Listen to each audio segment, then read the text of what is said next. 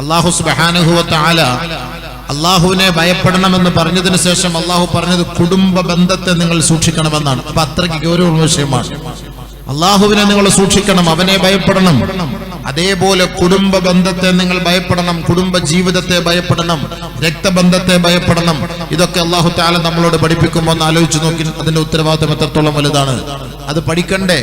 കേവലം ഒരു കല്യാണം കഴിച്ചിട്ട് അടിച്ചുപൊളിച്ച് ഹണിമൂൺ ആഘോഷിച്ച് നടന്നാൽ മതിയോ? ഈ വൈവാഹിക ജീവിതം, കുടുംബ ജീവിതം എന്നൊക്കെ പറഞ്ഞാൽ എന്താണ്? അതൊരു വലിയ ഉത്തരവാദിത്തമാണ്, അതൊരു ഭാരിച്ച ഉത്തരവാദിത്തമാണ്.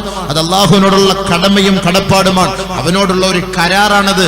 കേവലം ഒരു തമാശയല്ല, ഒരു കളിയല്ല, ഒരു ചിരിയല്ല, അതൊരു ഇബാദത്തായ കാര്യമാണ്. അതുകൊണ്ടാണ് നബി തങ്ങൾ പറഞ്ഞത് അത് അധികവും നിങ്ങൾ മസ്ജിദിൽ വെച്ചായിരിക്കട്ടെ.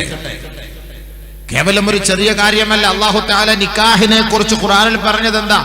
സ്ത്രീകൾ, നമ്മുടെ ഭാര്യമാർ നമ്മളോട് എടുക്കുന്ന കരാർ എന്ന് പറയുന്നത് വെറും കേവലം ഒരു നിസാരമായ ഒരു കരാറല്ല, ബലിഷ്ഠമായ കരാറാണ്, ഉടയ്ക്കാൻ പറ്റാത്ത കരാറാണ്. അതാണ് അല്ലാഹു തആല പറഞ്ഞ മിസാഖൻ ഖലീൽ എന്ന വാക്ക് അല്ലാഹു തആല ഖുർആനിൽ ഉച്ചരിച്ചു. വഅഖദ്ന മിൻഹും മിസാഖൻ ഖലീലാ. അവർ നിങ്ങളിൽ നിന്ന് എടുക്കുന്നത് ബലിഷ്ഠമായ കരാറാണ്, ബലിഷ്ഠമായ കരാറാണ് അവർ നിങ്ങളിൽ നിന്ന് എടുക്കുന്നത്. ആര്? സ്ത്രീകൾ. മസ്ജിദിനകത്തേ കയറി കാളിയാരിച്ചാന്റെ കൈക്ക് പിടിച്ചിട്ട് നമ്മളെ പറഞ്ഞു കൊടുക്കുന്ന പുതുമണവാളൻ അവൻ ഏറ്റുപറയുന്ന ചില വചനങ്ങളുണ്ട്. അതിന്റെ അർത്ഥം നമ്മൾ മനസ്സിലാക്കണം. ഒരു ഭാര്യയോടുള്ള ഉത്തരവാദിത്തം എന്താണ് എന്ന് നിന്നോട് പഠിപ്പിച്ചരുകയാണ്. അതാണ് പണ്ഡിതന്മാർ നിന്റെ മുന്നിൽ ആദ്യമായി കൈക്ക് പിടിച്ച് ഹലാലാക്കി തരുമ്പോ നിന്നോട് പറയുന്നത്. ഹംദും സലാത്തും ഓതി കൊടുത്തതിന് ശേഷം അവന്റെ കൈക്ക് പിടിച്ച് അവനോട് പറഞ്ഞു കൊടുക്കുന്നു, ഏയ് പുതുമണവാള, നീ പറയേണ്ടത് എന്താണ്? എന്താണ് ഈ പഠിപ്പിച്ചു തരുന്ന വാക്ക്? രണ്ട് കരാറാണ് ഈ നിക്കാഹിലൂടെ നിന്നോട് ഇസ്ലാം പഠിപ്പിക്കുന്ന, ആഹ്വാനം ചെയ്യുന്നത്. നീ അത് ഏറ്റെടുത്ത്, അത് ഉൾക്കൊണ്ട്, അത് തൃപ്തിപ്പെട്ട്, അത് അംഗീകരിക്കുന്നു എന്നതിന്റെ തെളിവാണ് അവസാനം റളീതു, ഞാൻ ഇഷ്ടപ്പെട്ടു, തൃപ്തിപ്പെട്ടു, ഖബിൽതു, ഞാൻ സ്വീകരിച്ചിരിക്കുന്നു എന്ന് പറയുന്നത്. അത് കഴിഞ്ഞിട്ടാണ് നമ്മൾ ഫാത്തിഹ ദുആ.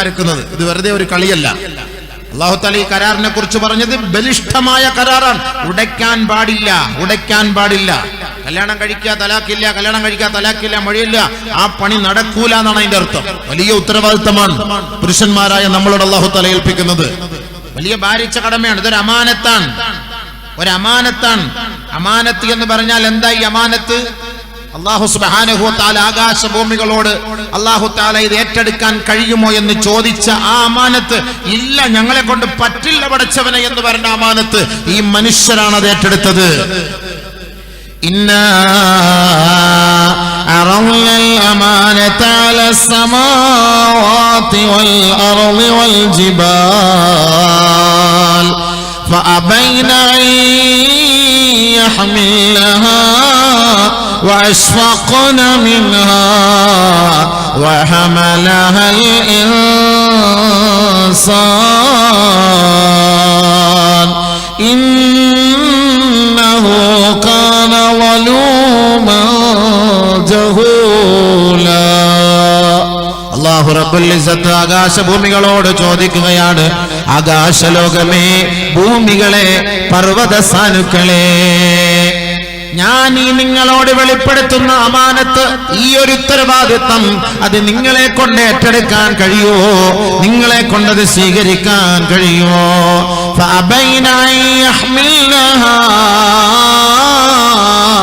അത് ഏറ്റെടുക്കാൻ ആ ആകാശഭൂമികളും പർവ്വത സാനുക്കളും വിസമ്മതിക്കുകയാണ്.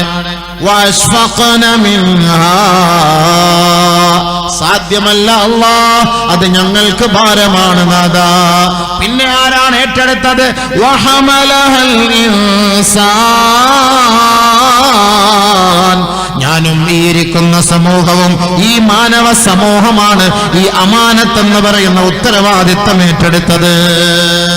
ഞാൻ നിങ്ങൾ ഏറ്റെടുത്തു ഈ അമാനത്ത്. വലിയ ബലിഷ്ഠമായ ഒരു കരാർ, ഉത്തരവാദിത്തം. വഹമലഹൽ ഇൻസാൻ. ഒരിക്കൽ ആദം നബി അലൈഹിസ്സലാത്തു വസ്സലാമിനോട് അല്ലാഹു തആല ചോദിക്കുകയാണ്. ഖാല അല്ലാഹു തആല ലി ആദമ, ആദം നബി അലൈഹിസ്സലാത്തു വസ്സലാമിനോട് അല്ലാഹു തആല ചോദിക്കുകയാണ്, യാ ആദമു, ആദമേ, ഇന്നി ഖദ് അറൽതുൽ അമാനത അലസ് സമാവാതി വൽ അർളി വൽ ജിബാൽ വലം യുത്ഖിനഹാ ഫഹൽ അൻത ആഖിദും ബിമാ ഫീഹാ. മഹാനായ ആദം നബി അലൈഹിസ്സലാത്തു വസ്സലാമിനോട് അല്ലാഹു ചോദിക്കുകയാ, ആദമേ, ഞാൻ ഈ അമാനത്ത് എന്ന് പറയുന്ന ഈ മനുഷ്യരോടുള്ള ഉത്തരവാദിത്വങ്ങളെ കുറിച്ച് ആകാശങ്ങളോടും ഭൂമികളോടും പർവ്വത സാനുക്കളോടും ഇത് ഏറ്റെടുക്കാൻ കഴിയുമോ എന്ന് ഞാൻ ചോദിച്ചപ്പോ ഫഅബൈന, കഴിയില്ല എന്നോട് മറുപടി പറഞ്ഞപ്പോ ഞാൻ ആദമേ നിന്നോട് ചോദിക്കുകയാണ്, ഫഹൽ അൻത ആഖിദും ബിമാ ഫീഹാ, നിനക്ക് അമാനത്ത് ഏറ്റെടുക്കാൻ കഴിയുമോ? ഉടനെ ഖാല ആദമോ, ആദം നബി അലൈഹിസ്സലാത്തു വസ്സലാം അല്ലാഹുവിനോട് ചോദിക്കുകയാണ്, വമാ ഫീഹാ യാ റബ്ബു, അതെന്താണ് നബി, എന്താണ് റബ്ബേ, അതെന്താണ് ആ ഉത്തരവാദിത്തം, എന്താണ് റബ്ബേ? ഖാല അല്ലാഹു തആല, അല്ലാഹു മറുപടി പറയുകയാണ്, ഇൻ അഹ്സൻത ജുസീത വ ഇൻ അസഅത ഉഖിബത, അത് വേണ്ടവണ്ണം അതിന്റെ ഉത്തരവാദിത്തത്തോടുകൂടി നിർവഹിച്ചാൽ ഏ ആദമേ, നിനക്കതിന്റെ പേരിൽ കൂലി നൽകപ്പെടും. അതല്ല, അതിൽ വീഴ്ച വരുത്തിയാൽ നിന്നെ ശിക്ഷിക്കപ്പെടും. നീ ശിക്ഷിക്കും, നിന്നെ ശിക്ഷിക്കപ്പെടും. കാരണം പറഞ്ഞാൽ ചെയ്താൽ കൂലി ഉണ്ടാകും, ഇല്ലെങ്കിൽ അതിൽ വീഴ്ച വരുത്തിയാൽ അതിൽ ശിക്ഷ നേരിടേണ്ടി വരും. അതാണ് ഈ അമാനത്ത്. ഈ അമാനത്ത് ആരാണ് ഏറ്റത്? വഹമലഹാ ഫഅഖദഹാ ആദം, ആദം അലൈഹിസ്സലാത്തു വസ്സലാം അത് ഏറ്റെടുത്തു. അതിന് വലിയ സ്വലാത്തു അല്ലാഹു തആല പറഞ്ഞു നോക്കാൻ, ഇൻ ഹസൻത ജുസീത, നീ നന്മയായിട്ട് രചിത കൂലി കിട്ടും. ഈ ഉത്തരവാദിത്തത്തിൽ വീഴ്ച വരുത്തിയാൽ നീ ശിക്ഷിക്കപ്പെടും, ഉറപ്പാണ്. അപ്പൊ ആദം നബി അലൈഹി സ്വലാത്തു വസ്സലാം അത് ഏറ്റെടുത്തു. ഞാൻ ഏറ്റെടുത്തു കൊള്ളാം അല്ലാഹുവേ, ഞാൻ ആ ഉത്തരവാദിത്തം ഏറ്റെടുത്തു കൊള്ളാം. ഒരുപാട് ഉത്തരവാദിത്തങ്ങൾ ആദമിന്റെ മേലെ ഏൽപ്പിച്ചുവെങ്കിൽ ആദമിന്റെ മക്കളെ അല്ലാഹു ആ ഉത്തരവാദിത്തം നമ്മളെയാണ് ഏൽപ്പിച്ചത്. വഹമലൽ ഇൻസാൻ, മനുഷ്യരാണ് ആ അമാനത്ത് ഏറ്റെടുത്തത്. അതിൽ വീഴ്ച വരുത്തരുതേ, അതിൽ ന്യൂനത വരുത്തരുതേ. ആ അമാനത്തിൽ പെട്ടതാണ് വഇന്ന മിനൽ അമാനാത്ത്, അമാനത്തിൽപ്പെട്ട കാര്യങ്ങളാണ് തഹ്ഫളുൽ മർഅതു ഫർജഹാ, ഒരു ഭാര്യ തന്റെ ഭർത്താവിന്റെ അവകാശമായ അവളുടെ രഹസ്യ അവയവങ്ങൾ സൂക്ഷിക്കുക എന്നത്. അതേപോലെ ഒരു ഭർത്താവ് ആ ഭർത്താവിന്റെ കൈകളിൽ ഏൽപ്പിക്കപ്പെട്ട ഒരു സമ്മാനമാണ്, ഒരു അമൂല്യ നിധിയാണ് ഭാര്യ എന്ന് പറയുന്നവൾ. പുരുഷന്മാരെ, ഭർത്താക്കന്മാരെ, അത് ഒരു അമാനത്തായ നിധിയാണ്. തീർച്ചയായും ആ അമാനത്ത് അല്ലാഹുവിന്റെ മുന്നിൽ നാളെ ചോദ്യമുണ്ടാകും. അതിന് മറുപടി പറയാതെ ഒരു പുരുഷന്റെ പാദവും നാളെ ചലിപ്പിക്കാൻ കഴിയില്ല. അതുകൊണ്ടാണ് ബഹുമാനപ്പെട്ട നബിയുനാ റസൂലുള്ളാഹി സ്വല്ലല്ലാഹു അലൈഹി വസല്ലമ തങ്ങൾ പറഞ്ഞത്, കുല്ലുക്കും റാഇൻ വ കുല്ലുക്കും മസ്ഊലുൻ അൻ റഇയതിഹി, ഓരോ വ്യക്തികളും നമ്മളുടെ മേൽ ഏൽപ്പിക്കപ്പെട്ട ഉത്തരവാദിത്തത്തിന്റെ പേരിൽ ചോദ്യം ചെയ്യപ്പെടുക തന്നെ ചെയ്യും. തീർച്ചയായും നാളെ മഹ്ശറയുണ്ട്. ആ മഹ്ശറ വൻസഭയിൽ മണിക്കൂറുകളോളം, വർഷങ്ങളോളം, യുഗങ്ങളോളം ആകാശത്തിലേക്ക് നമ്മുടെ തലയ്ക്ക് മീതെ ഗർജിച്ചു നിൽക്കുന്ന സൂര്യന്റെ നേരെ വർഷങ്ങളോളം നമ്മൾ നോക്കേണ്ടവരാണ്. റാഫിഇ റൂസിഹിം ഇലസ്സമാ, ആകാശത്തേക്ക് നോക്കി എപ്പോഴാണ് ഈ വിചാരണ അവസാനിക്കുക? ആ വിചാരണയുടെ വേളയിൽ ഓരോ പുരുഷന്മാരോടും ചോദിക്കപ്പെടും, തന്റെ ഭാര്യയെ കുറിച്ച് ചോദിക്കപ്പെടും, ഓരോ ഭാര്യയോടും ചോദിക്കപ്പെടും, തന്റെ ഭർത്താവിനെ കുറിച്ച് ചോദിക്കപ്പെടുമെന്ന് കമാ ഖാല ഹബീബുനാ ശഫീഉനാ റസൂലുള്ളാഹി. ഇതിന് മറുപടി പറയാതെ ഒരു ആദമിന്റെ മക്കളുടെ കാല്, പാദം ചലിപ്പിക്കാൻ പറ്റൂല. ആഖിറം അതാണല്ലോ. ഈ കിടക്കുന്ന മൗതാക്കള് ഒരു ദിവസം നാളെ സൂറെന്ന കാഹളത്തിൽ ഊതപ്പെടുമ്പോ എല്ലാവരും എഴുന്നേറ്റ് നിൽക്കുമത്രേ. ഈ നെല്ലിക്കുന്നിന്റെ പരിസരത്ത് അടക്കം ചെയ്യപ്പെട്ടിരിക്കുന്നവർ ഇതേ സ്ഥാനത്ത് എഴുന്നേറ്റ് നിൽക്കുകയാണ്. فإذا هم من الأجداث إلى ربهم ينسلون. സൂറെന്ന കാലത്തിൽ ഊതപ്പെടുമ്പോ പരിശുദ്ധമായ സൂറത്ത് യാസീനാണ്. ഈ യാസീൻ സൂറത്ത് ഓതുമ്പോൾ ഈ അർത്ഥം ഒന്ന് ചിന്തിക്കണേ. ഒരിക്കൽ നിങ്ങളെ ഊതി ഉണർത്തി എഴുന്നേൽപ്പിക്കപ്പെടും. സൂറെന്ന കാഹളത്തിൽ ഊതപ്പെടുമ്പോ പിന്നീട് എങ്ങോട്ടാണ് നിങ്ങളുടെ പോക്ക്? പൗരത്വത്തിന്റെ പേരിൽ ഇപ്പോൾ നമ്മൾ എത്ര പ്രക്ഷോഭമാണ്, പ്രതിഷേധമാണ്, ഉറക്കമിളക്കൽ സമരമാണ്, രാപ്പകലുകൾ സമരമാണ്, ധർണകളാണ്, സായാഹ്ന സമരങ്ങളാണ്. ഇതെല്ലാം നമ്മൾ ആഘോഷത്തോടെ, വീറും വാശിയോടെ, ധിക്കാരത്തോടെ, ധൈര്യസമേതം നമ്മൾ നടത്തുമ്പോ ഓർക്കണേ, ഒരിക്കൽ നമ്മുടെ കണ്ണടഞ്ഞു പോകും. നമ്മുടെ ശരീരത്തിന്റെ റൂഹ് അവസാനിച്ചു പോകും. ഈ ശരീരത്തിന്റെ ചേതനയറ്റ ശരീരത്തെ ഇതേപോലെ 6 അടി മണ്ണിന്റെ ഇരുണ്ട തുരുത്തിലേക്ക് ജനങ്ങൾ വലിച്ചെറിയുന്ന ഒരു ദിവസമുണ്ടാകും. അതോടുകൂടി അവസാനിക്കുന്നില്ല, പിന്നീടും ഒരു ഉയർത്തെഴുന്നേൽപ്പുണ്ടാകുമത്രേ. ആ ഉയർത്തെഴുന്നേൽപ്പിന്റെ ദിവസം സൂറെന്ന കാഹളത്തിൽ ഊതപ്പെടുമ്പോ എല്ലാവരും എഴുന്നേൽക്കുകയാണ്. ഖാലൂ യാ വൈലനാ മൻ ബഅസനാ മിൻ മർഖദിനാ. ആരാണ് ഞങ്ങളുടെ ഉറക്കം കെടുത്തിയത്? ആരാണ് ഞങ്ങളെ വിളിച്ചുണർത്തിയത്? ഞങ്ങളെ സ്വസ്ഥമായി ഉറങ്ങുകയായിരുന്നില്ലേ? ആരാണ് ഞങ്ങളെ ശല്യപ്പെടുത്തിയത് എന്ന് പറഞ്ഞുകൊണ്ട് കണ്ണ് തിരുമ്മിക്കൊണ്ട് എഴുന്നേൽക്കുമ്പോ ഉടനെ അവിടെ പറയപ്പെടുകയാണ്, എഴുന്നേൽക്കണം, പോകണം.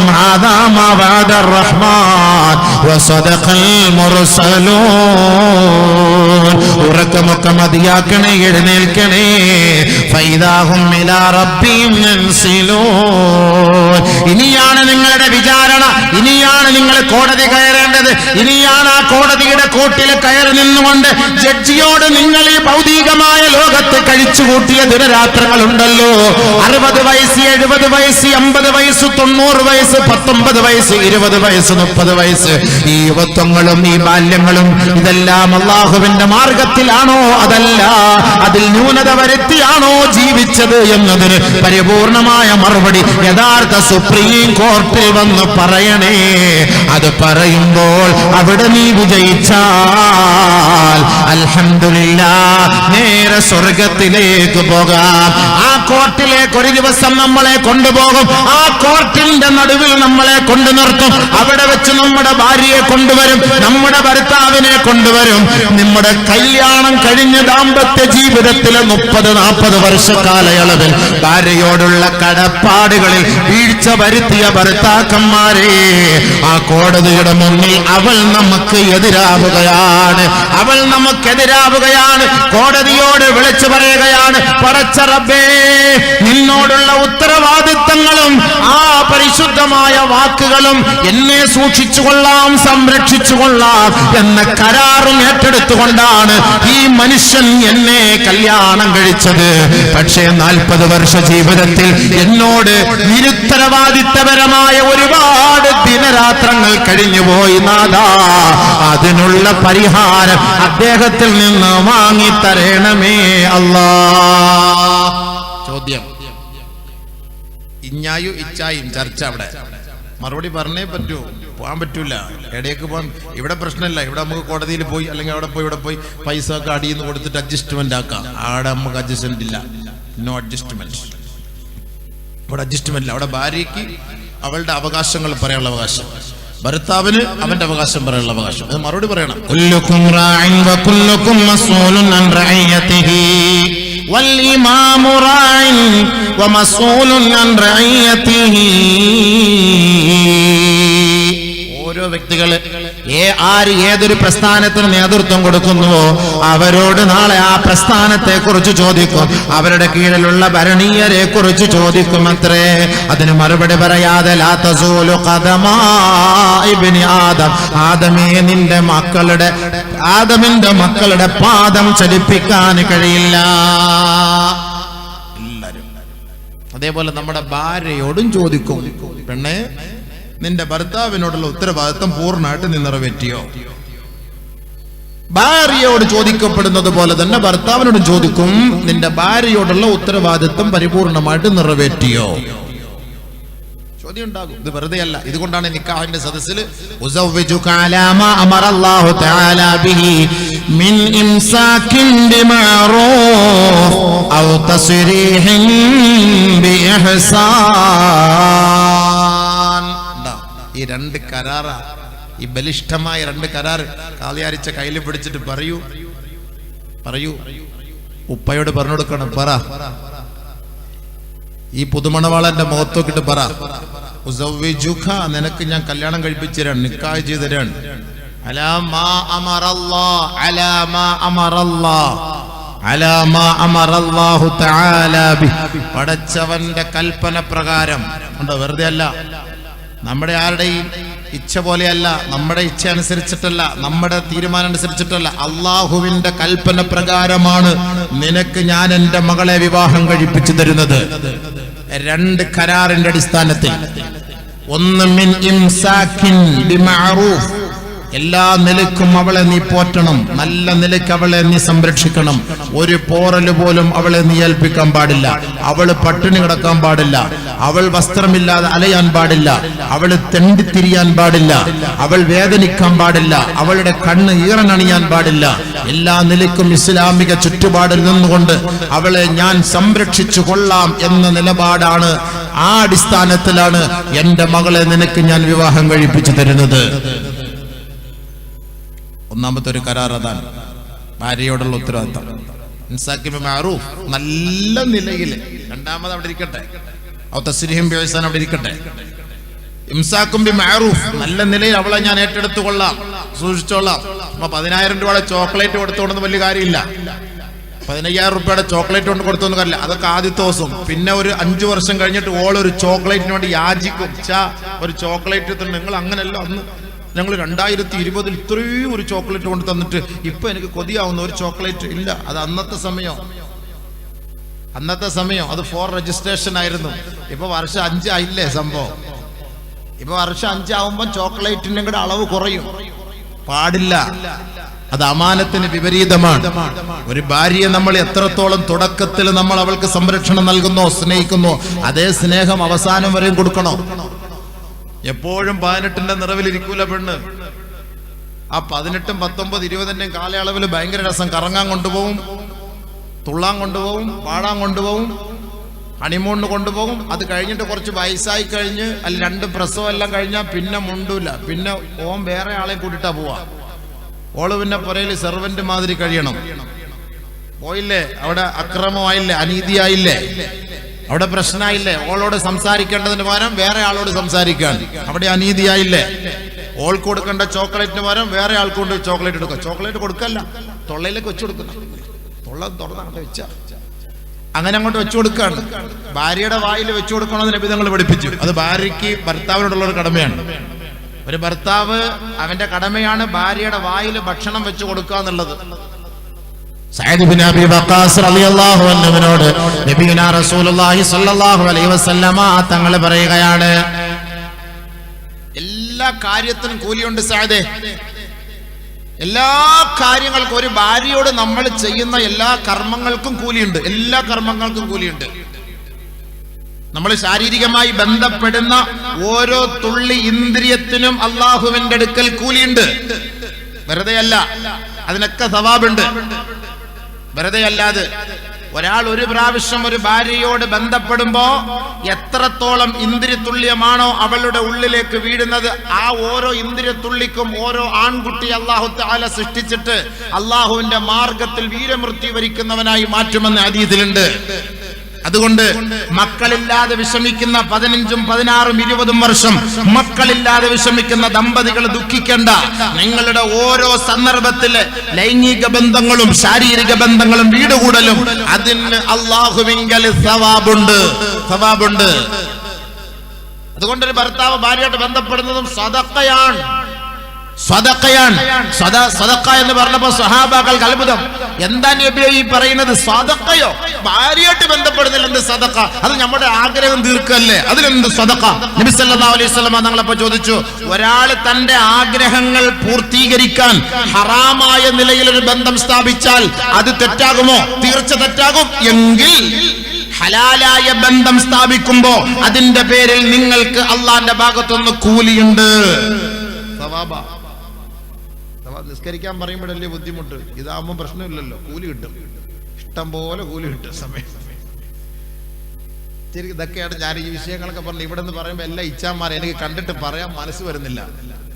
ഇവിടെ ഇരിക്കുമ്പോൾ എല്ലാവരും ഇങ്ങനെ ഇരിക്കുമ്പോൾ വയസ്സായ ആൾ, മുതിർന്ന ആളുകളൊക്കെ ആകുമ്പോൾ ഞങ്ങളൊക്കെ ഇരിക്കും, മുതിർന്ന ആളുകളൊക്കെ ഇങ്ങനെ ഇരിക്കും. വലിയ ഉസ്താദ് ഇതൊക്കെ ഇങ്ങനെ പറയുമ്പോൾ നമുക്ക് റാഹത്ത്. ഇത് ആരാ ഇരിക്കറില്ല, ഞാനല്ല ഈ വിഷയം വെച്ചത്, ഞാനല്ല ഇത് വെച്ചിട്ട് ഇങ്ങനെ അറിയിച്ച ഇല്ല.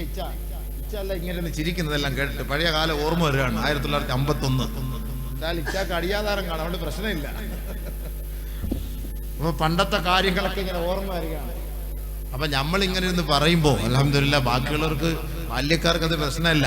പറയുമ്പോൾ ഈ വിഷയങ്ങൾ ഇങ്ങനെ പറഞ്ഞു പോവാണ്. അപ്പൊ കൂലി കിട്ടുന്ന കാര്യമാണ്, സവാബുള്ള കാര്യമാണ്. ഭാര്യയുമായുള്ള ബന്ധപ്പെടൽ വേസ്റ്റ് അല്ല, അതാരും ചിന്തിക്കരുത്. വേസ്റ്റ് ആവൂല കേട്ടോ, സവാബുണ്ടതിന്. അപ്പൊ ഭാര്യയായിട്ട് നമ്മൾ ബന്ധപ്പെടും. വേറൊരു കാര്യം, ഒരു ദുആ നമ്മളത് എപ്പോഴും ചെയ്യണം. ചില ആളുകൾ കല്യാണം കഴിച്ച് മക്കളായി, അത് സ്റ്റോപ്പായി, ഇനി മക്കളില്ല, പിന്നെ അവൻ ബന്ധപ്പെടുമ്പോൾ ദുആ ചെയ്യാറില്ല. തെറ്റ്. ഏത് സമയത്ത് നമ്മൾ നമ്മുടെ ഭാര്യയുമായുള്ള ബന്ധം സ്ഥാപിക്കുമ്പോൾ നമ്മൾ ആ ദുആ ചെയ്യണം. അല്ലാഹുമ്മ ജന്നിബ്നി ശൈത്താൻ വജന്നിബി ശൈത്താന മാ റസഖ്തനാ. കാരണം നമ്മുടെ മനുഷ്യന്റെ, പുരുഷന്റെ ഇന്ദ്രിയം ഭാര്യയുടെ ഗർഭപാത്രത്തിലേക്ക് പോകുമ്പോൾ പിശാചിന്റെ അംശമുണ്ടാകും. അത് പോയിട്ട് പെണ്ണുങ്ങളുടെ ഗർഭപാത്രത്തിൽ പ്രശ്നങ്ങൾ ഉണ്ടാക്കും, രോഗങ്ങൾ ഉണ്ടാക്കും, മുഴ ഉണ്ടാക്കും, ട്യൂമർ ഉണ്ടാക്കി വെക്കും, ക്യാൻസർ ഉണ്ടാക്കി വെക്കും, ഓവറിയിൽ കുരുക്കൾ ഉണ്ടാക്കി വെക്കും. ഇത് പിശാചിന്റെ പണിയാണ്. ഒരു ഭർത്താവിന്റെ ജനനേന്ദ്രിയത്തിൽ പിശാച് ഒളിച്ചിരിക്കുമെന്ന് നബിയുനാ റസൂലുള്ളാഹി സ്വല്ലല്ലാഹു അലൈഹി വസല്ലം. അവൻ അള്ളാഹുവിനോട് പിശാചിൽ നിന്ന് കാവല് തേടിയിട്ടാണ് ഭർത്താവ് ഭാര്യയുമായി ബന്ധപ്പെടുന്നതെങ്കിൽ ആ പിശാച് ഓടിപ്പോകുമത്രേ. അതല്ലാതെയാണ് ബന്ധപ്പെടുന്നതെങ്കിൽ ആ ജനനേന്ദ്രിയത്തിലൂടെ പിശാച് ആ പെണ്ണിന്റെ ഗർഭപാത്രത്തിലേക്ക് കടക്കുകയും ഇല്ലാത്ത പ്രശ്നങ്ങൾ ഉണ്ടാക്കി വെക്കുകയും ചെയ്യും. അതുകൊണ്ടാണ് പ്രസവം നിർത്തിയ പെണ്ണുങ്ങൾക്ക് ഗർഭപാത്രത്തിൽ മുഴയും അതുപോലുള്ള രോഗങ്ങളും. പ്രസവം നിർത്താനേ പാടില്ല. കാസർഗോട്ടുകാർക്ക് വലിയൊരു തൗഫീഖാണ്, അൽഹംദുലില്ലാ. ഞാൻ ഇന്ന് ഒരാളുടെ പരിക്ക് ഒരു 50 വയസ്സ് ഒരു കൊച്ചുകുട്ടി ഞാൻ ചോദിച്ചു, മകളുടെ മകളാണ്? ഇല്ല ഉസ്താദ്, എന്റെ മകളാണ്. ഇല്ല ഉസ്താദ്, എന്റെ മകൾ. ഭയങ്കര അത്ഭുതം തോന്നി. അൽഹംദുലില്ലാ, 50 വയസ്സ്. നമ്മുടെയൊക്കെ നാട്ടിൽ 35 ആകുമ്പോഴത്തേക്ക് ഡോർ ക്ലോസ്ഡ് ആണ്, എല്ലാം പിന്നെ തീർന്നു. അവിടെ അങ്ങനെ തന്നെയാണ്. പിന്നെ ഇല്ലല്ലോ, പിന്നെ 50, 40 എന്നൊക്കെ പറയുമ്പോഴത്തേക്ക് ഒരു വിഷമമാണ്. അൽഹംദുലില്ലാ, നബി സല്ലല്ലാഹു അലൈഹി വസല്ലം തങ്ങൾ ഒരു ഹദീസ് പറഞ്ഞു, നിക്കാഹ് കഴിക്കുമ്പോൾ നിങ്ങൾ തിരഞ്ഞെടുക്കേണ്ട പെണ്ണുങ്ങൾ ആരായിരിക്കണം? തനകഹു വതവാലദു വതകാസറു. വിവാഹം കഴിക്കണേ, പ്രസവിക്കണേ, അധികരിപ്പിക്കണേ. നബിയുനാ റസൂലുള്ളാഹി സ്വല്ലല്ലാഹു അലൈഹി വസല്ലം വാക്കതാണ്, വിവാഹം കഴിക്കണം. അതുകൊണ്ട് അല്ലാഹുവിന്റെ റസൂൽ പറഞ്ഞു, ഇംറഅത്തുൻ വലൂദ്. സ്വർഗസ്ത്രീകളായ പെണ്ണുങ്ങൾ ആരാണ്? സ്വർഗസ്ത്രീകളായ പെണ്ണുങ്ങൾ ആരാണ്? ഹബീബായ തങ്ങൾ പറഞ്ഞില്ലേ, ഇംറഅത്തുൻ വലൂദ്, അധികമായി പ്രസവിക്കുന്ന പെണ്ണുങ്ങൾ സ്വർഗത്തിലാണ്. 1 കൊണ്ടോ 2 കൊണ്ടോ നിർത്തണ്ട. അൽഹംദുലില്ലാ, വരട്ടെ. അല്ലാഹുവാണ് റിസ്ക് നൽകുന്നത്. ഹബീബായ തങ്ങൾ പറഞ്ഞില്ലേ, ഫഇന്നി ഉബാഹി ബിക്കുമുൽ ഉമമ യൗമൽ ഖിയാമ.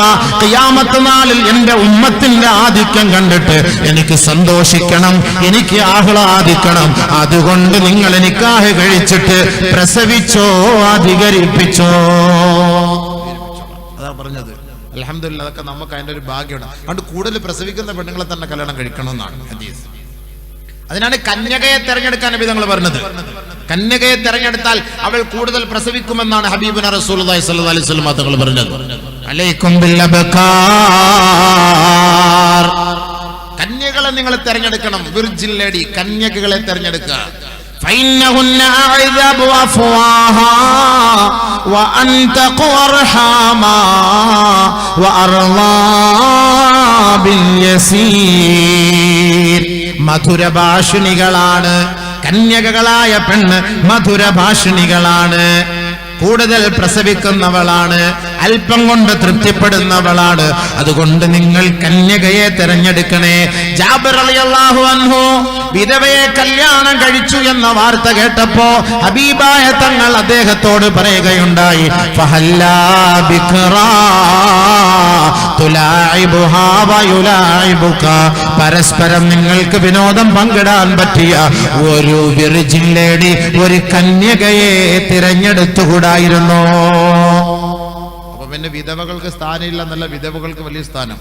പക്ഷെ നമുക്ക് അഫ്സോസ് കി ബാത്ത്, വളരെ വിഷമമുള്ള ഒരു പ്രയാസമുള്ള കാര്യം എന്ന് പറഞ്ഞാല്, നമ്മുടെ നാട്ടില് നമ്മുടെ ഭർത്താക്കന്മാരൊക്കെ മരണപ്പെട്ടു പോയി കഴിഞ്ഞാൽ നമ്മുടെ പെണ്ണുങ്ങൾ പിന്നെ വിധവകളാണ്.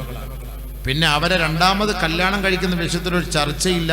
ചില പെണ്ണുങ്ങന്മാർ പറയും എനിക്കിനി വേണ്ട, എനിക്കിനി വേണ്ട, എൻ്റെ ഇച്ഛ പോയി എനിക്കിനി വേണ്ട, മരിക്കുന്നവരെ വേണ്ട. കുഴപ്പമില്ല, പക്ഷെ മരിക്കുന്നത് വരെ നീ പാതിവൃത്യം കാത്തു സൂക്ഷിക്കുന്നവളായിരിക്കണം.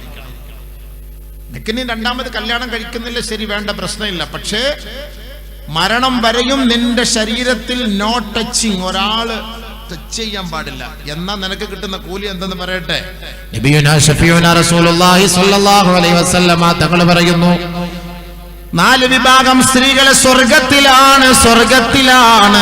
അതിൽ ഒരു വിഭാഗത്തെ കുറിച്ച് ഹബീബായ തങ്ങൾ പറയുകയാ, ഇംറഅത്തുൻ, അത് ഒരു പെണ്ണാണ്, മാത അൻഹാ സൗജുഹാ, അവളുടെ ഭർത്താവ് മരണപ്പെട്ടു പോയി, വലഹാ ഔലാദുൻ സിഗാർ, അവൾക്ക് ചെറിയ കുട്ടികളുണ്ട്, വലം തതസവ്വജ്, അവൾ മറ്റൊരു വിവാഹം ആഗ്രഹിക്കുന്നില്ല, ഖശിയതൻ യളിയോ, തന്റെ കുട്ടികൾ പിഴച്ചു പോകുമെന്ന് കരുതി, ഫഹബസത് നഫ്സഹാ, തന്റെ ശരീരത്തെ വികാര വിചാരങ്ങളിൽ നിന്ന് അടക്കി വെച്ചവളാണ്, ഒതുക്കി വെച്ചവളാണ്.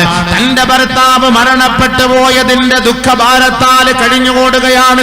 തന്റെ 3-4 ഇളം പൈതലുകൾ, പറക്കമുറ്റാത്ത കുഞ്ഞുങ്ങളെ ഉപേക്ഷിച്ചിട്ട് പോയ തന്റെ ഭർത്താവിന്റെ ആ അമാനത്ത് അല്ലാഹുവേ ഞാനിതാ നിറവേറ്റുകയാണ്.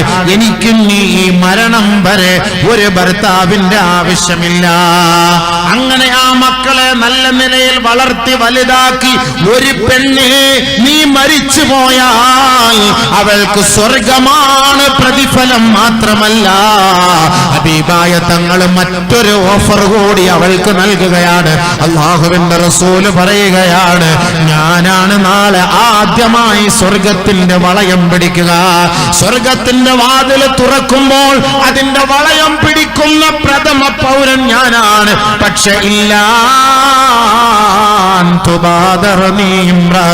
പക്ഷെ എന്നെ അതിക്രമിച്ചുകൊണ്ട് ഒരു പെണ്ണ് കടന്നു വരുമത്രേ. എന്നെ അതിക്രമിച്ചുകൊണ്ട് ആ സ്വർഗത്തിന്റെ വളയം പിടിക്കാൻ ഒരു പെണ്ണ് കടന്നു വരുമത്രേ. ഉടനെ അല്ലാഹുവിന്റെ റസൂല് ചോദിക്കുകയാണ്, മാലക്കി, നീ ആരാടി? നീ ഏത് പെണ്ണാണ്? എന്താണ് നിനക്ക് സംഭവിച്ചത്? ഈ ഉത്തരവാദിത്വം ഞാനാണ് നിർവഹിക്കേണ്ടത്. സ്വർഗത്തിലേക്കുള്ള പ്രവേശന കവാടത്തിന്റെ ഉദ്ഘാടന കർമ്മമാണ്, അതിന്റെ ചടങ്ങിലാണ്. അതുകൊണ്ട് അതിന്റെ വളയം പിടിക്കേണ്ടത് ഞാനാണ്. അതിനിടയിലേക്ക് കുതിച്ചു പാഞ്ഞു വന്നത് എന്തിന്റെ പേരിലാണ്? ഉടനെ അവൾ പറയുകയാണ്, ഞാൻ ആരെന്ന് പറയട്ടെയോ? ഞാനൊരു യതീമായ കുട്ടിയുടെ ഉമ്മയാണ്. എന്റെ ഭർത്താവ് എന്റെ കുഞ്ഞുമക്കൾക്ക് ജന്മം നൽകിയ ഉടനെ മരണപ്പെട്ടു പോയി. അതിനുശേഷം എന്റെ മക്കൾ പിഴച്ചു പോകുമെന്ന് കരുതിയിട്ട് ഞാൻ മറ്റൊരു വിവാഹം കഴിക്കാതെ എന്റെ മക്കളെ സംരക്ഷിച്ചു വളർന്നു പോയതാണ്. മുന്നോട്ട് പോയിക്കൊണ്ടിരിക്കുമ്പോൾ എന്റെ ശരീരത്തെ ഹറാമുകളിൽ നിന്ന് സൂക്ഷിച്ച് വികാര വിചാരങ്ങൾ ഒഴിവാക്കിയിട്ട് അല്ലാഹുവിന് വേണ്ടി മാത്രം ജീവിച്ച് ഈ ലോകത്ത് നിന്ന് മരണപ്പെട്ടു പോയ വ്യക്തിയാണ് ഞാൻ. അതുകൊണ്ട് എനിക്കും ഈ സ്വർഗത്തിന്റെ വളയം പിടിക്കാൻ അവകാശമില്ലേ? ഹബീബായ റസൂലുള്ളാഹി തങ്ങൾ പറഞ്ഞു, ഉണ്ട് പെങ്ങളെ, ഉണ്ട് പെങ്ങളെ. സഹാബാക്കളോട് തിരിഞ്ഞിട്ട് അല്ലാഹുവിന്റെ റസൂല് പറഞ്ഞു, കണ്ടോ സഹാബ, ഒരു പെണ്ണിന്റെ ആഗ്രഹം കണ്ടോ സഹാബ?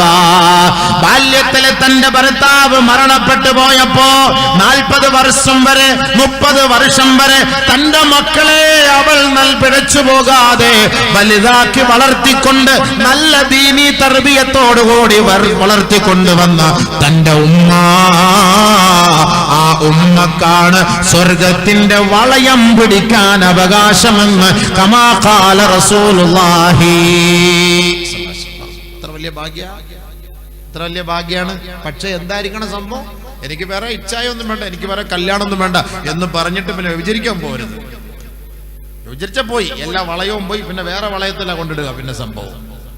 അതുകൊണ്ട് അങ്ങനെ കാത്തു സൂക്ഷിക്കുന്ന പെണ്ണുങ്ങൾക്ക് ഉന്നതമായ പദവിയാണ്, വലിയ പദവിയാണ്. സ്വർഗത്തിലാണ് നബിയുനാ റസൂലുള്ളാഹി സ്വർഗത്തിന്റെ പദവി നൽകപ്പെടുന്നത് ആ സ്ത്രീകൾക്കാണ്. കുട്ടികളെ പഴിച്ചു വാരിക്കാൻ വേണ്ടി അതുകൊണ്ട് തന്റെ ഭർത്താവ് മരണപ്പെട്ടു പോയാൽ നമുക്ക് രണ്ടാമത് കല്യാണം കഴിക്കാം. രണ്ടാമത് അടുത്ത പെൺകുട്ടിയെ കല്യാണം കഴിപ്പിക്കണം. അതിന് ഉത്തരവാദിത്തം ആ ഉപ്പയും ഉമ്മയും എടുക്കണം, ആ വീട്ടുകാർ ഏറ്റെടുക്കണം. ചിലപ്പോൾ ചെറുപ്പക്കാരികളെ എത്രയോ പെണ്ണുങ്ങള് 30 വയസ്സ് 35 വയസ്സിലൊക്കെ ഭർത്താവ് മരിച്ചു പോകും. പിന്നെ എല്ലാരും പറയും 35 വയസ്സായി, ഇനിയിപ്പം ഓളെ കെട്ടാൻ ആരാ ഉള്ളത്? ഹബീബെ 35 വയസ്സ് മുതലാണ് ഇതിന്റെ തുടക്കം. ഈ 18ഉം 19ഉം ഒന്നും അല്ല വലിയ കാര്യം ഇരിക്കുന്നത്. അതൊക്കെ ചുമ്മാ വെറുതെ ഒരു തേപ്പും തീപ്പും ചുമ്മാ വിളിക്കല്, ഞങ്ങൾ വിളിക്കുന്നില്ല അതൊക്കെ നടക്കുള്ളൂ. തൻ്റെ ശാരീരികമായ ലൈംഗികമായ ആസ്വാദനത്തിന് അതിന് തുടക്കം കുറിക്കലൊക്കെ 33, 35. അതുകൊണ്ടാണ് സ്വർഗത്തിൽ 33 വയസ്സ്. സ്വർഗത്തിൽ 18 വയസ്സില്ലല്ലോ, സ്വർഗത്തിൽ 33 വയസ്സാണ്. അവിടുത്തെ ശാരീരികമായ ബന്ധത്തിന് 1 വർഷത്തോളം ദൈർഘ്യമുണ്ടെന്നാണ് ഹദീസിൽ കാണുന്നത്. ഇനി അതിനെക്കുറിച്ച് ഞാൻ പറയുന്നില്ല. പറഞ്ഞു കഴിഞ്ഞാൽ ഈ നെറ്റിൽ നിന്ന് അത് കട്ട് ചെയ്തിട്ട് നാളെ മുതൽ അടുത്ത വാട്സപ്പിൽ ശൈത്താന്മാരെ ഇളകും. അതുകൊണ്ട് ഞാൻ അവിടെ നിർത്തുകയാണ്. അങ്ങനെ ഒരുപാട് വിഷയമുണ്ട്, ഇതൊക്കെ തന്നെ പറയാൻ പറ്റില്ലേ. എന്നാൽ സ്വർഗത്തിലെ ഹൂറികളെ കുറിച്ച് പറഞ്ഞപ്പോൾ അത് കുറച്ച് നെറ്റിൽ നിന്ന് കട്ട് ചെയ്തെടുത്തിട്ട് അളി അമ്മ കൂടെ കിട്ടുമെങ്കിൽ അമ്മ കൂടെ നോക്കാമെന്ന്. അങ്ങനെയാണ്, ഒന്നും പറയാൻ പറ്റാത്തൊരു സാഹചര്യമാണ്. അപ്പൊ അതുകൊണ്ട് ബഹുമാനമുള്ള സഹോദരങ്ങളെ, അള്ളാഹു ഹഖ് മനസ്സിലാക്കാൻ നമുക്ക് തൗഫീഖ് തരട്ടെ. നമ്മൾ മനസ്സിലാക്കാൻ വേണ്ടി പറയാണ്. നമ്മളിപ്പോ ഇത്രയും ഭാരാഭാരം പോലെ നീണ്ടു നിവർന്ന് കിടക്കുന്ന നിങ്ങളുടെ മുന്നിൽ ഈ ഉസ്താദന്മാരൊക്കെ സാക്ഷ്യപ്പെടുത്തി ഞാൻ ഈ അമാനത്തെന്ന ഉത്തരവാദിത്തം പറഞ്ഞു തരാതെ ഇതിൽ ഞാൻ മറച്ചു വെച്ചിട്ട് വലിയ കാര്യമൊന്നുമില്ല. എന്തിനു മറച്ചു വെക്കണം? പഠിക്കേണ്ടത് പഠിക്കുക, മനസ്സിലാക്കേണ്ടത് മനസ്സിലാക്കുക. നമ്മൾ സ്വർഗത്തിൽ പോകാനാണ്. നമ്മളിതൊരു അമാനത്താണ്. ഈ ഒരു അമാനത്ത് ഏറ്റവും വലിയൊരു ഉത്തരവാദിത്തമാണ്. അതുകൊണ്ടാണ് നമ്മൾ കല്യാണ ദിവസത്തിൽ ആ സദസ്സിൽ വെച്ചിട്ട് പറയുന്നത്, നമ്മൾ അള്ളാഹുവിന്റെ മേൽ ഉത്തരവാദിത്തം, അള്ളാഹു ഏൽപ്പിച്ച ആ ഒരു ഉത്തരവാദിത്തം ഞാൻ നല്ലതുപോലെ നിർവഹിച്ചു കൊള്ളാം എന്ന ലക്ഷ്യത്തോടു കൂടി ഞാൻ ഈ പെണ്ണിനെ കല്യാണം കഴിച്ചു കൊള്ളാം. അതാ പറഞ്ഞു വരുന്ന വാക്ക്. എനിക്ക് കല്യാണം കഴിച്ചു. അതാണ്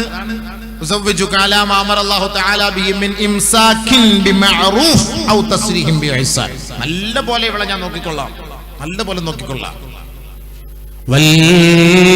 والمرأة راعية ومسؤول عن رعيتها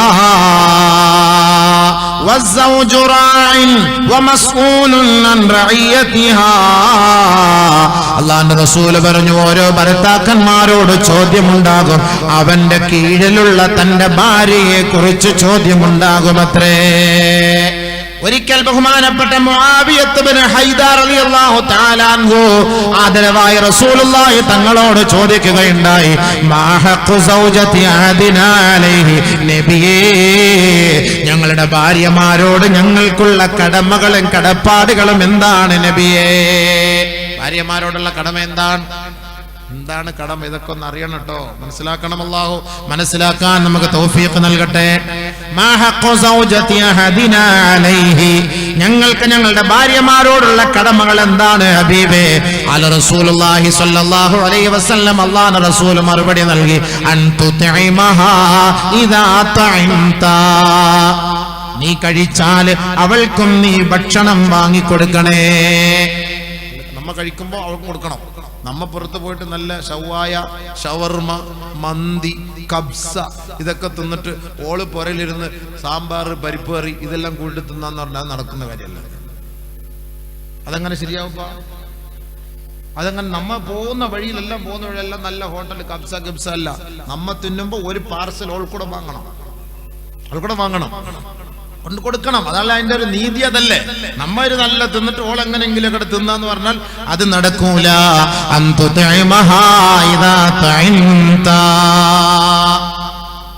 അതുകൊണ്ടാണ് നേരത്തെ ഞാൻ പറഞ്ഞ സഅദ് ഇബ്നു അബീ വഖാസ് റളിയല്ലാഹു തആല അൻഹുവിനോട് അല്ലാഹുവിന്റെ റസൂൽ പറഞ്ഞത്, സഅദേ ഇന്നക ലൻ തുൻഫിഖ നഫഖതൻ, നീ ഏത് സദഖ ചെയ്താലും നിന്റെ ഭാര്യയ്ക്ക്, അതുകൂടെ നമ്മൾ ഓർക്കണം കേട്ടോ.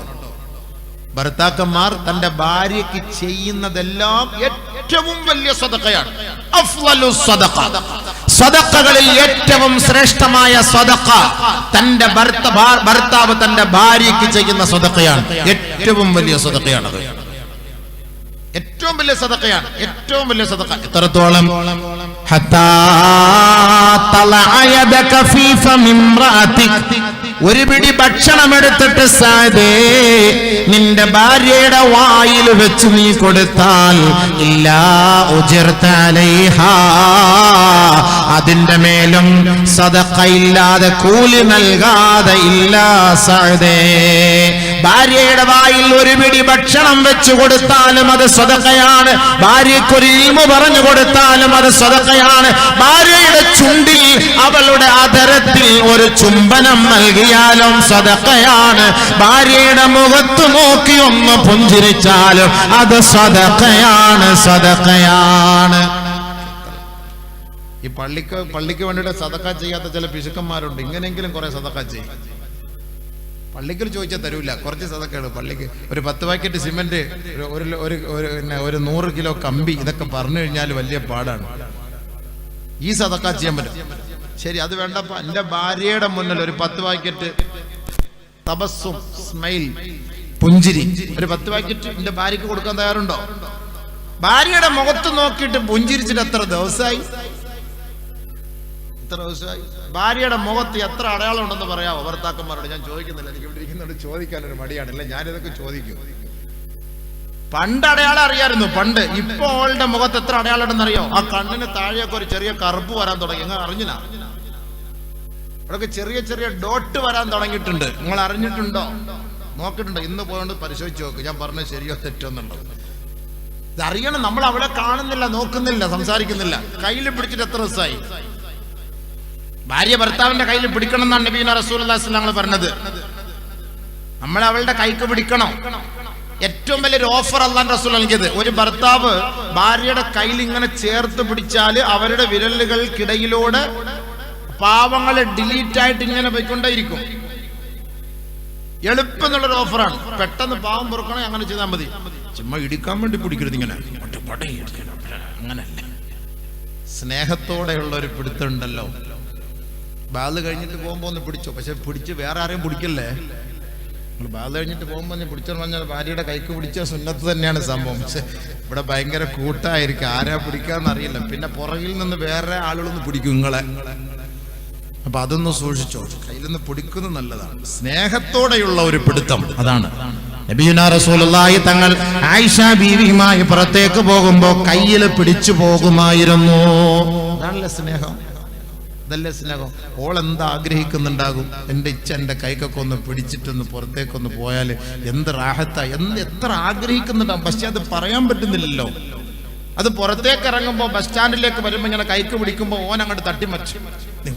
ആളുകളൊക്കെ നോക്കുന്നു, നിനക്കിപ്പോൾ പിടിക്കാൻ കിട്ടിയ സമയം, ഒക്കെ പുരലിരുന്നപ്പോൾ പിടിച്ചൂടെ, ഇടിയിരുന്നിട്ട് വന്ന് പിടിക്കുന്ന ഞങ്ങൾ മാറുന്നില്ലെന്ന് പറയും.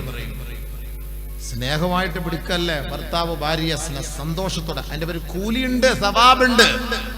സ്നേഹത്തോടെ, അതാണ് ഭാര്യ ഭർത്താവ് തമ്മിൽ. നബിയുനാ റസൂലുള്ളാഹി സ്വല്ലല്ലാഹു അലൈഹി വസല്ലമ തങ്ങൾ ഒരിക്കൽ മിസ്വാക്ക് ചെയ്തിട്ട് ആയിഷ റളിയല്ലാഹു തആല അൻഹയുടെ അരികിലേക്ക് കയ്യിലേക്ക് കൊടുത്തിട്ട് അല്ലാഹുവിന്റെ റസൂൽ പറഞ്ഞു, ആയിഷ ഇത് നീ കഴുകി വെക്കണേ ആയിഷ. പല്ല് വെച്ചിട്ട് കൊടുക്കാം, മിസ്വാക്ക് വെച്ചിട്ട് കൊടുക്കാം, കഴുകി വെക്കാൻ പറഞ്ഞു. നബിയുനാ റസൂലുള്ളാഹി തങ്ങളുടെ കയ്യിൽ നിന്ന് വാങ്ങിയ മിസ്വാക്ക്, അല്ലാഹുവിന്റെ റസൂൽ മിസ്വാക്ക് ചെയ്തത് ആയിഷ റളിയല്ലാഹു തആല അൻഹ കഴുകാതെ മിസ്വാക്ക് ചെയ്തു, കഴുകിയില്ല. ഒരു ഭാര്യയും ഭർത്താവുമുള്ള ബന്ധം മനസ്സിലാക്കാൻ പറയാണത്.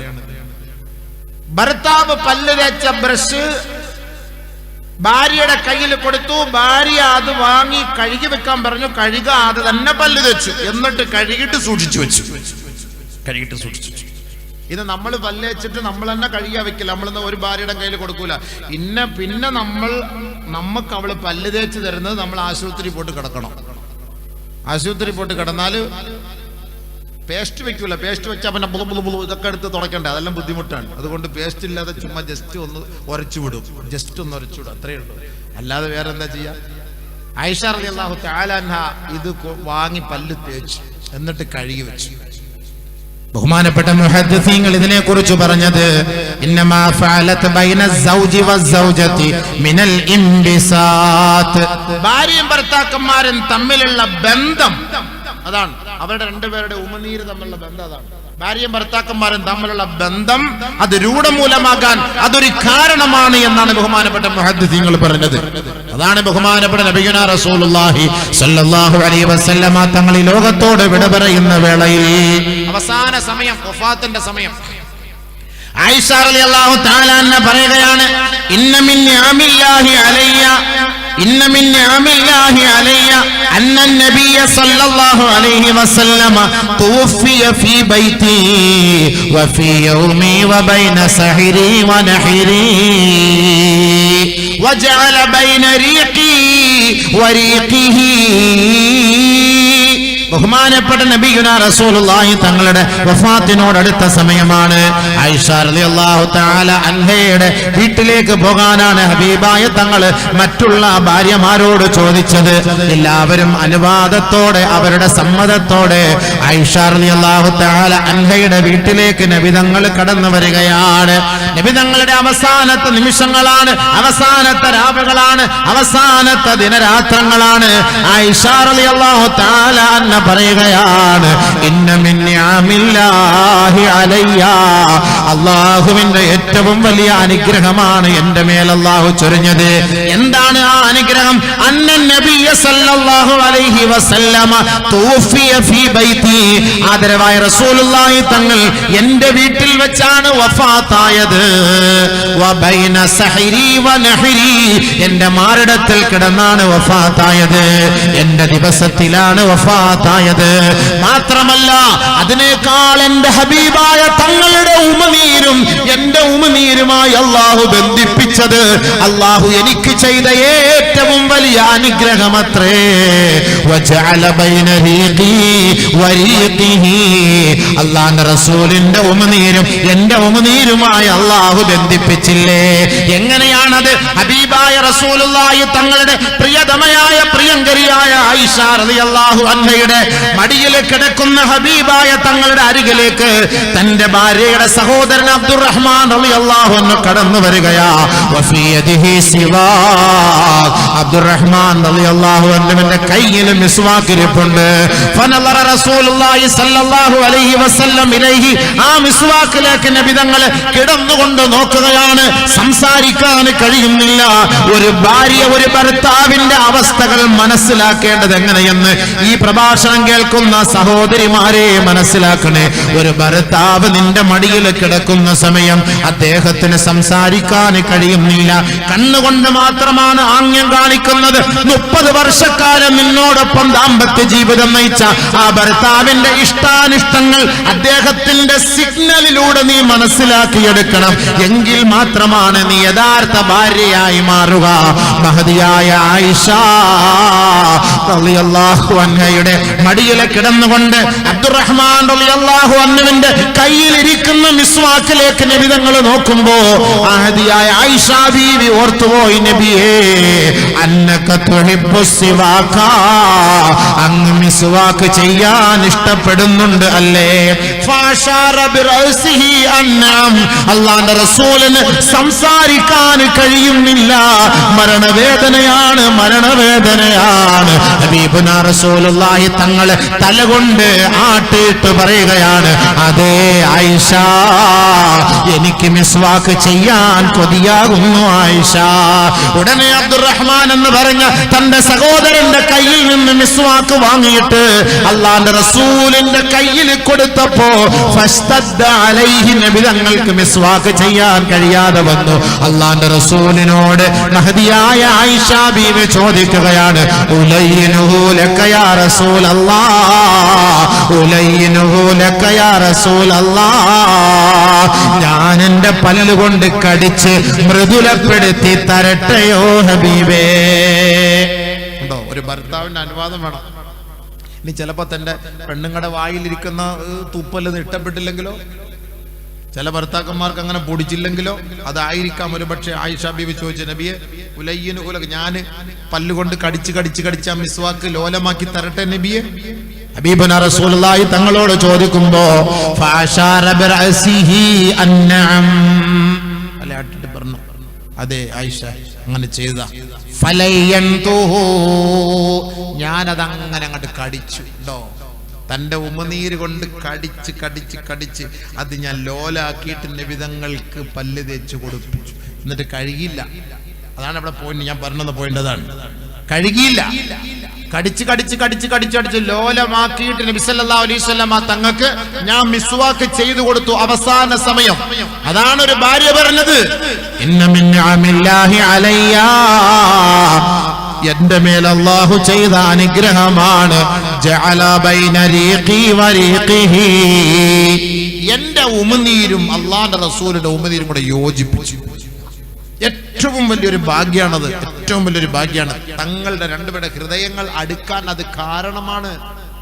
അതിനാണ് ഈ ചുംബനം നൽകണം, അതരത്തിൽ ചുംബനം നൽകണം എന്ന് പറഞ്ഞത്. അത് സുന്നത്തായ കാര്യമാണത്, അതൊക്കെ സുന്നത്തായ കാര്യമാണ്. ആ സുന്നത്തൊക്കെ നമ്മളിപ്പോൾ ഉപേക്ഷിക്കാറുണ്ട്. വല്ലപ്പോഴൊക്കെ ആ സുന്നത്തൊക്കെ എടുക്കണം. അപ്പൊ അതിന്റെ പേരിൽ നമ്മളുടെ ബന്ധങ്ങളുടെ, അതുകൊണ്ടാണ് ഇന്ന് ബന്ധങ്ങളൊക്കെ അകന്നു പോകുന്നത്. ബന്ധങ്ങൾ തമ്മിൽ ഒരു യോജിപ്പില്ലാത്തതിന്റെ കാരണം. ഒരു ഭാര്യ വേറെ റൂമിൽ കിടക്കുന്നു, ഭർത്താവ് വേറെ റൂമിൽ കിടക്കുന്നു, സംസാരിച്ച് മുണ്ടുന്നില്ല, കുറെ നാളായി മുണ്ടിട്ട്, ഒരുമിച്ചിരുന്ന് ഭക്ഷണം കഴിക്കാറില്ല. അല്ലാഹുവിന്റെ റസൂൽ നൽകുന്ന ഓഫർ എന്താണ്? ഒരു ഭാര്യയും ഭർത്താവും തമ്മിൽ ഇരുന്ന് ഭക്ഷണം കഴിച്ചാൽ തന്റെ മക്കളോടൊപ്പം ഇരുന്ന് കഴിക്കണം. നബിയുനാ റസൂലുള്ളാഹി തങ്ങൾ പറഞ്ഞു, എപ്പോൾ നിങ്ങൾ ഭക്ഷണം കഴിച്ചാലും ഭാര്യയും ഭർത്താവും മക്കളുമായി ഒരുമിച്ചിരുന്ന് ഭക്ഷണം കഴിക്കണേ. അങ്ങനെ നിങ്ങൾ ഒരുമിച്ചിരുന്ന് ഒരേ മായിദയിൽ, ഒരേ പാത്രത്തിൽ, ഒരേ തീൻമേശയിൽ വാപ്പയും ഉമ്മയും മക്കളും ചേർന്ന് ഭക്ഷണം കഴിച്ചാൽ അവിടെ നിന്ന് എഴുന്നേറ്റ് പോകുന്നതിന് മുമ്പ് നിങ്ങളുടെ പാപങ്ങളെല്ലാം പൊറുക്കപ്പെടുമെന്ന് കമാ ഖാല ഹബീബുനാ റസൂലുള്ളാഹി. എത്ര വലിയ ഭാഗ്യ ഹബീബേ! എല്ലാ പാവവും പൊറുക്കുന്നു. വാപ്പയും ഉമ്മയും മക്കളും കൂടെ തീൻമേശയിൽ അങ്ങനെ ഇരിക്കണം, അങ്ങനെ ഒരുമിച്ചിരുന്ന് ഭക്ഷണം കഴിക്കണം. എഴുന്നേറ്റ് പോകുമ്പോ പാവം എല്ലാം പൊറുക്കപ്പെടും. മാത്രല്ല അവരുടെ ഹിസാബ് എളുപ്പമാകും, അർശിന്റെ തണല് ലഭിക്കും, സ്വർഗത്തിൽ സ്ഥാനമുണ്ടാകും. എത്ര ഭാഗ്യമാണ് അല്ലാഹുവിന്റെ റസൂല് നമുക്ക് ഓഫർ ചെയ്യുന്നത്. ഇന്ന് ഭർത്താവ് വേറെ ഇരുന്ന് കഴിക്കുന്നു, ഭാര്യ വേറെ ഇരുന്ന് കഴിക്കുന്നു, മക്കള് വേറെ തലങ്ങളിൽ പോയി കഴിക്കുന്നു. ഭാര്യയും ഭർത്താവും, വാപ്പയും ഉപ്പയും ഉമ്മയും മക്കളും തമ്മില് ബന്ധം നമുക്ക് ഇന്നത്തെ കാലത്ത് നഷ്ടപ്പെട്ടു പോയതാണ്. പണ്ട് അങ്ങനെയല്ല, വിളിച്ചിരുത്തും ഉപ്പാന്റെ അരികിലിരുന്ന്. ഇന്ന് കുട്ടികൾ ഭക്ഷണം കഴിക്കില്ല, ചെറിയ സ്നാക്സിൽ അവർ ഒതുങ്ങിക്കൂടാണ്. സ്ലിം ആകാൻ ആഗ്രഹിക്കുന്നു, ഭക്ഷണം കഴിക്കുന്നില്ല. ഇങ്ങനെ പെൻസിൽ പോലെ ഭക്ഷണം കഴിക്കൂല. ഉപ്പ പിടിച്ചിരുത്തിയിട്ട് ഭക്ഷണം കഴിപ്പിക്കണോ? പെൺമക്കൾക്ക് നല്ല ഭക്ഷണം കൊടുക്കണം. അവള് സ്ലിം ആകാൻ നോക്കാണ്. ഓൾ എത്ര നാള് സ്ലിം ആവാന്? പ്രസവിക്കണ്ടേ? ഈ പ്രസവിക്കണമെങ്കിൽ ആഫിയത്ത് വേണം. ചിലപ്പോ ടിൻസ് ആയിരിക്കും, രണ്ടും ഡബിൾ ആയിരിക്കും അകത്ത് കിടക്കുക. ഇതിനൊക്കെ കൊണ്ടു നടക്കണമെങ്കിൽ ആഫിയത്താണ്. ഈ പെൻസിലിനകത്ത് ഈ സാധനം ഇങ്ങനെ കൊണ്ടുവച്ചാൽ എന്തായിരിക്കും രംഗം? അതൊക്കെ ഉദാഹരണങ്ങളോട് ഞാനൊന്നും പറയുന്നില്ല. ഇപ്പോഴും ഉസ്താദൊക്കെ ചിരി വരാണ്. ഞാനിങ്ങനെ ഓരോ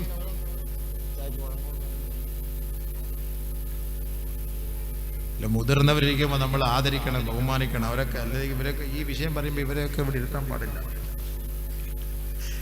കുഴപ്പമില്ല അല്ലേ?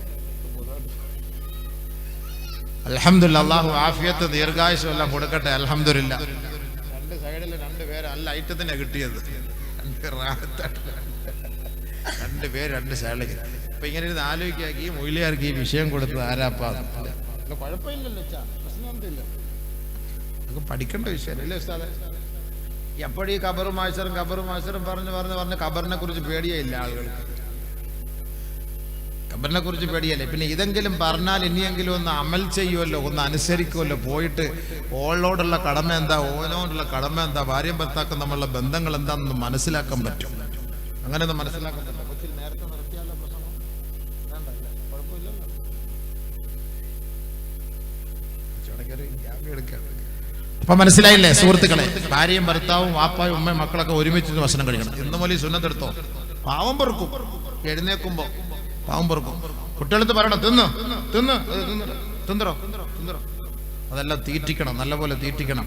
കുട്ടികൾ തിന്നണം, വലത് കൈ കൊണ്ട് തിന്നാൻ പഠിപ്പിക്കണം. ഉപ്പ പഠിപ്പിച്ചു കൊടുക്കണം. സലാസത്തു അശ്യാ അസീറത്തുൻ ഫീ കുല്ലി സമാൻ. മൂന്ന് കാര്യങ്ങൾ എക്കാലവും അത് അമൂല്യമാണെന്ന് നബിയുനാ റസൂലുള്ളാഹി. മൂന്ന് കാര്യം. ഒന്ന് വഹിയ അൽ ഉഖുവ, സാഹോദര്യം നിലനിർത്തണം. ഇപ്പൊ അങ്ങനെയാണല്ലോ, ഇപ്പോഴത്തെ ഒരു സാഹചര്യം അങ്ങനെയാണല്ലോ. സാഹോദര്യം, നമുക്ക് സൗഹാർദ്ദ അന്തരീക്ഷവും ഉണ്ടാകണം. മുസ്ലിം സമുദായത്തെ അപേക്ഷിച്ചിടത്തോളം നമ്മൾ സഹോദരങ്ങളാണ്, നമ്മൾ സാഹോദര്യം നിലനിർത്തുന്നവരാണ്. നമുക്കിടയിലെ ഭിന്നതകളൊക്കെ നമ്മൾ ഒഴിവാക്കണം.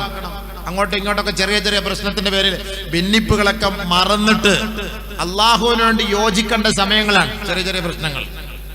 അതുകൊണ്ട് എല്ലാവരും യോജിക്കണം. നബി സല്ലല്ലാഹു അലൈഹി വസല്ലമ തങ്ങൾ പറഞ്ഞു, നമുക്കിടയിൽ ശത്രുക്കളെ കൊണ്ടൊരു ഭയം ഇട്ട് തരാനുള്ള കാരണം എന്താണ്? മാ ലഹറ അലാ ഖൗമിൻ മാ ലഹറൽ ഗുലൂലു في قوم إلا ألقى في قلوبهم الرعبا كما قال رسول الله صلى الله عليه وسلم ഏതൊരു വിഭാഗത്തിൽ വിഭാഗീയതയുണ്ടോ, ഏതൊരു സമുദായത്തിൽ ഭിന്നിപ്പുണ്ടോ, ചേരിതിരിവുണ്ടോ, അവര് തമ്മിൽ സംഘട്ടനമാണോ, അവര് തമ്മിൽ ആശയക്കുഴപ്പത്തിലാണോ, പരസ്പരം മിണ്ടാതെ കഴിഞ്ഞുകൂടുന്നവരാണെങ്കിൽ ഇല്ലാ അൽഖല്ലാഹു ഫീ ഖുലൂബിഹിം അർറുബ, അവർക്ക് ഇടയിലേക്ക് ഭയം ഇട്ടുകൊടുത്ത് അല്ലാഹു അവരെ പരീക്ഷിക്കുമത്രേ. ഭയം ഇട്ട് കൊടുക്കും. നമ്മൾ ഒരുമിച്ചാല് ഓരോരുത്തരും ഒരു ചുക്കും ചെയ്യൂല, അതാണ് അതിന്റെ അർത്ഥം. അപ്പൊ അതുകൊണ്ട് അമൂല്യമായ നിധി മൂന്നാണ്. അതിൽ ഒന്ന് അൽ-ഉഖുവ, അല്ലാഹുവിന് വേണ്ടി സ്നേഹിക്കലാണ്. രണ്ട് വസ്സൗജതു സാലിഹതു അൽ-അലീഫതു ഫീ ദീനിഹി വദുനിയാ, ഒരു ഭർത്താവിന്റെ ജീവിതത്തിൽ കടന്നു വന്ന സൂക്ഷ്മതയുള്ള, സ്നേഹമുള്ള, സന്തോഷം കൊടുക്കുന്ന, സുഹൃതവതിയായ ഒരു ഭാര്യയാണ്. വിലമതിക്കാനാവാത്ത നിധിയാണ് ഒരു ഭാര്യ. വിലമതിക്കാനാവാത്ത നിധിയാണ്, അതാണ് ഒരു ഭാര്യ.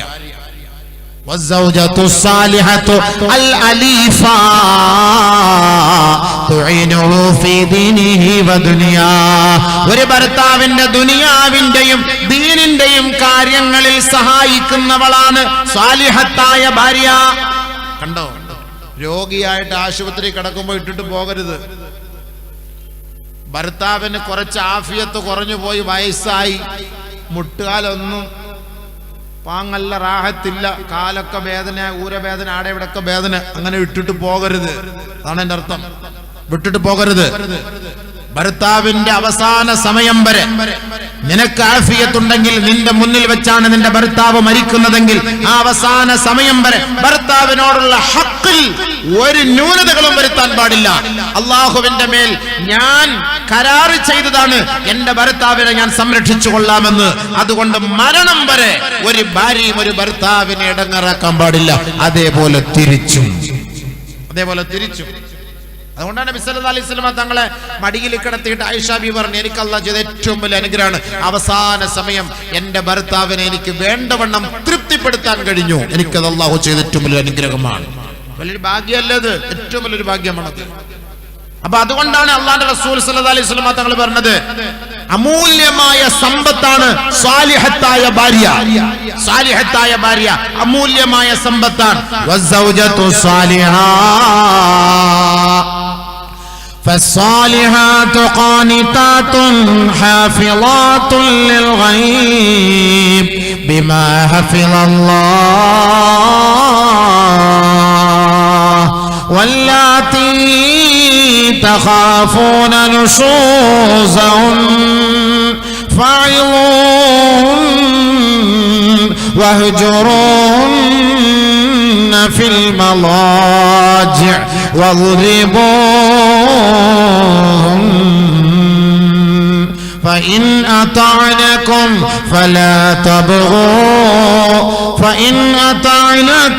فلا تبغوا عليهن سبيلا.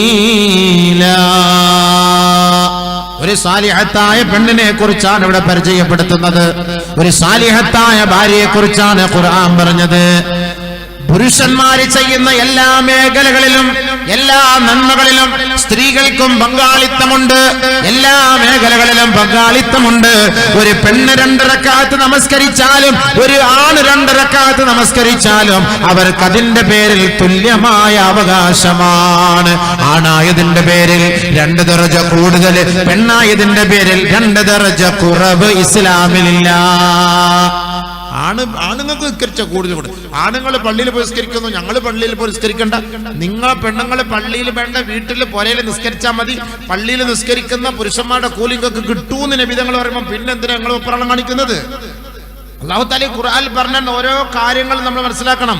ഇന്നൽ മുസ്ലിമീന വൽ മുസ്ലിമാത് വൽ മുഅ്മിനീന വൽ മുഅ്മിനാത്, അല്ലാഹു തആല രണ്ടും കൂടെ ചേർത്ത് പറഞ്ഞ, സ്ത്രീലിംഗം പുല്ലിംഗം ചേർത്താ പറഞ്ഞു തരുന്നത്. നമുക്ക് ഇങ്ങനെയുള്ള സംശയം മാറ്റിയെടുക്കാനാണ്. وقرن في بيوتكن ولا تبرجن تبرج الجاهلية الأولى وأقمنا الصلاة وآتينا الزكاة وأطعنا الله ورسوله. വീട്ടിൽ നിസ്കരിച്ചോളി, അവിടെ സക്കാത്ത് കൊടുത്തോളി, അവിടെ ഇരുന്നോളി, അവിടെ ഭർത്താവിനനുസരിച്ചോളി. ഖുർആനല്ലേ? നബിയുനാ റസൂലുള്ളാഹി സ്വല്ലല്ലാഹു അലൈഹി വസല്ലമ തങ്ങൾ പറയുകയാണ്, സ്വർഗ്ഗ സ്ത്രീകളുടെ പട്ടികയിൽ അല്ലാഹുവിന്റെ ഹബീബ് വീണ്ടും ഇതാ സ്ത്രീകൾക്ക് ഓഫർ ഇടുകയാണ്. ഇംറഅത്തുൻ അഫീഫത്തുൻ ത്വായിഅത്തുൻ ലില്ലാഹി വലിസൗജിഹാ. ഒരു ഭർത്താവിനെ അനുസരിക്കുന്ന പെണ്ണേ, അല്ലാഹുവിനെ വഴിപ്പെട്ടുകൊണ്ട് വീട്ടിൽ കഴിയുന്ന പെണ്ണേ, നിനക്ക് സ്വർഗമല്ലാതെ മറ്റ് പ്രതിഫലമില്ല. ഭർത്താവിന്റെ അനുവാദമില്ലാതെ പുറത്തേക്ക് പോകരുത്. വീണ്ടും അല്ലാഹുവിന്റെ റസൂൽ പറയുന്ന ഒരു ഹദീസ് കൂടി എന്റെ പൊന്നു പെങ്ങളെ നീ ഒന്ന് കേൾക്കണേ. ഇദാ ഹർബത്തിൽ മർഅതു മിൻ ബൈതി സൗജിഹാ ബിഗൈരി ഇദ്നി സൗജിഹാ ലഅനത്ഹൽ മലായിക ഹത്താ തർജിഅ ഇലാ ബൈതിഹാ. ഒരു ഭാര്യ തന്റെ ഭർത്താവിന്റെ അനുവാദമില്ലാതെ വീട്ടിൽ നിന്ന് പുറത്തേക്ക് ഇറങ്ങിയാൽ അവൾ ശപിക്കപ്പെട്ടവളായി മാറും. മാലാഖമാരുടെ ശാപത്തിന് അവൾ അർഹയായി മാറും. ഹത്താ തർജിഅ ഇലാ ബൈതിഹാ. തന്റെ ഭർത്താവിന്റെ വീട്ടിലേക്ക് അവൾ മടങ്ങി വരുന്നത് വരെ. മടങ്ങി വന്നതുകൊണ്ട് തീരില്ല പെങ്ങളെ, മടങ്ങി വരുന്നത് കൊണ്ട് അവസാനിക്കുന്നില്ല സഹോദരി. ഹത്താ തളഅ യദകി ഫീ യദി സൗജതികി. നിന്റെ കൈയെടുത്ത് നിന്റെ ഭർത്താവിന്റെ കയ്യിലോട് ചേർത്ത് വെച്ചിട്ട് ഫതഖൂലു നീ പറയണേ, ഇസ്നഇ മാ ഇസ്നഅ മാ ശിഅതാ. ഇച്ഛാ, നിങ്ങളുടെ അനുവാദമില്ലാതെ ഞാൻ വെളിയിൽ പോയി, നിങ്ങളുടെ പൊരുത്തമില്ലാതെ ഞാൻ പുറത്തുപോയി, ഞാൻ ചെയ്തത് തെറ്റാണ്. അതുകൊണ്ട് ഞാനിതാ എന്റെ കൈ അങ്ങയുടെ കയ്യിൽ സമർപ്പിക്കുകയാണ്. ഇസ്നഅ മാ ശിഅതാ. നിങ്ങൾ ഇഷ്ടമുള്ളതുപോലെ എന്നോട് പ്രവർത്തിക്കണേ, പ്രവർത്തിക്കണേ. എന്തോണം ചെയ്തോ? ഞാൻ പൊരുത്തമില്ലാതെ, അങ്ങയുടെ പൊരുത്തമില്ല, ഞാൻ ഇറങ്ങിപ്പോയതാണ്, വെളിയിലേക്ക് പോയതാണ്, മാപ്പാക്കണം, എന്നെ എന്ത് വേണമെങ്കിലും ചെയ്തോ എന്നൊരു പെണ്ണ് പോയിട്ട് ഭർത്താവിന്റെ മുന്നിൽ പറഞ്ഞാല് അവള് സ്വർഗത്തിലാണ്. അങ്ങനെ പോയിട്ട് പറഞ്ഞു, ആര് പറയും? അറിയാതെയാ പോവാ. പിൻവാതിലൂടെ പോയിട്ട് പിൻവാതിലൂടെ കയറി വരും. ഇച്ചയുടെ അവിടെ പോയി ചോദിക്കാൻ, ചോദിച്ചില്ലെങ്കിൽ അമാനത്തിൽ വീഴ്ച വരുത്തി ഖിയാനത്തായി. ഇച്ചയോട് ഖിയാനത്തായില്ലേ? യാ അയ്യുഹല്ലദീന ആമനൂ ലാ തഖൂനുല്ലാഹ വറസൂൽ വതഖൂനൂ അമാനാതികും വഅൻതും തഅലമൂൻ. ഇഅ്ലമൂ അന്നമാ അംവാലുകും വഔലാദുകും ഫിത്ന വഅന്നല്ലാഹ ഇൻദഹു അജ്റുൻ അളീം. സത്യവിശ്വാസികളെ, അള്ളാഹയെ വഞ്ചിക്കല്ലേ, റസൂലുള്ളാഹി തങ്ങളെ വഞ്ചിക്കല്ലേ, വന്തും തഅലൂൻ അറിഞ്ഞിട്ട് വഞ്ചിക്കല്ലേ. നമ്മുടെ ഭർത്താക്കന്മാരോടുള്ള വഞ്ചന അത് അള്ളാഹുവിനോടുള്ള വഞ്ചനയാണ്. ഭാര്യയോടുള്ള വഞ്ചന അത് അള്ളാഹുവിനോടുള്ള വഞ്ചനയാണ്. അതാണ് ഈ അമാനത്ത്. അവിടെ എപ്പോഴും പൊരുത്തം ചോദിക്കണം. ഭാര്യയും ഭർത്താവും തമ്മിൽ പൊരുത്തം ചോദിക്കണം. ഇന്ന് രാത്രി പോട്ടൊന്ന് ചോദിച്ചോ? പൊരുത്തം ചോദിക്കാൻ അങ്ങനെ മരിച്ചു പോയാൽ തീർന്ന് സംഭവം ഇടങ്ങറ, ആകടങ്ങറായി പോകും. അല്ലാഹു തആല നമുക്കെല്ലാവർക്കും പുറത്തു തരട്ടെ. നമ്മുടെ ഭാര്യമാർക്കും പുറത്തു തരട്ടെ, ഭർത്താക്കന്മാർക്കും പുറത്തു തരട്ടെ. നമ്മൾ ഭർത്താക്കന്മാര് ഭാര്യമാരോട് ചെയ്ത വഞ്ചന അള്ളാഹു പുറത്തു തരട്ടെ. നമുക്ക് ഇവിടെ വെച്ച് അങ്ങോട്ട് പറയാം അല്ലേ? അവള് കേൾക്കുന്നുണ്ടല്ലോ. ഇപ്പോഴാകുമ്പോൾ മൊത്തത്തിൽ പറഞ്ഞ പ്രശ്നമില്ലല്ലോ, വ്യക്തിപരമായിട്ട്.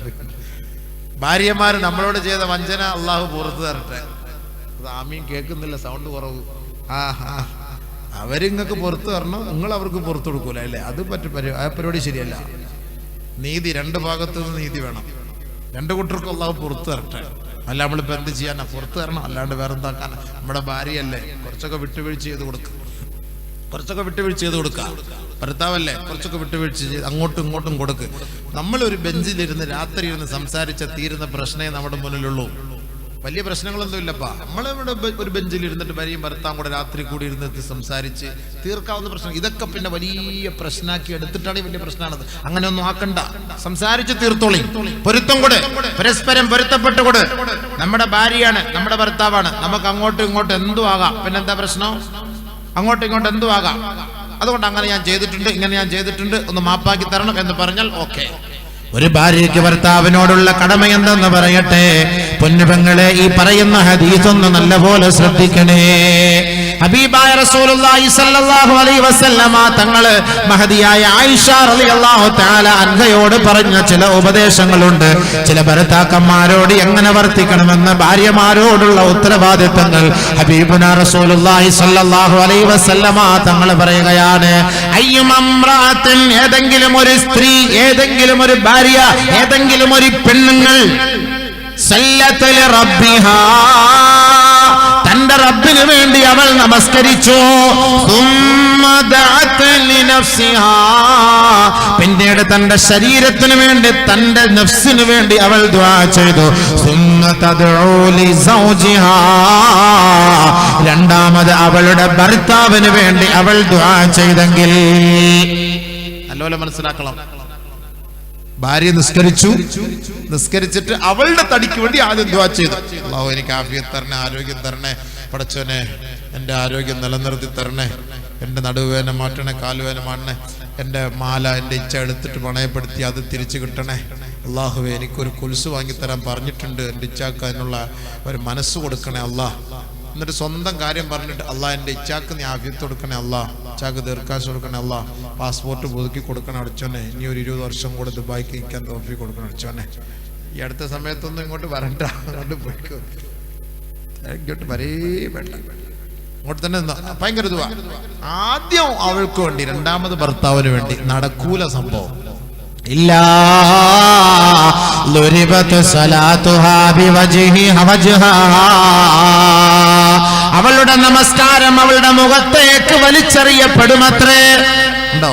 ഒരു ഭർത്താവിന് വേണ്ടി ആദ്യം ദുആ ചെയ്യാതെ ഭാര്യ നമസ്കരിച്ചിട്ട് അവൾക്ക് വേണ്ടി ദുആ ചെയ്തിട്ട് രണ്ടാം സ്ഥാനമാണ് ഭർത്താവിന് കൊടുത്തതെങ്കിൽ, രണ്ടാം സ്ഥാനമാണ് ഭർത്താവിന് കൊടുത്തതെങ്കിൽ അവളുടെ നമസ്കാരം അവളുടെ മുഖത്തേക്ക് വലിച്ചെറിയപ്പെടുകയും, എത്രത്തോളം ഹത്താ തദ്ഉ ലി സൗജിഹാ തുമ്മ തദ്ഉ ലി നഫ്സിഹാ,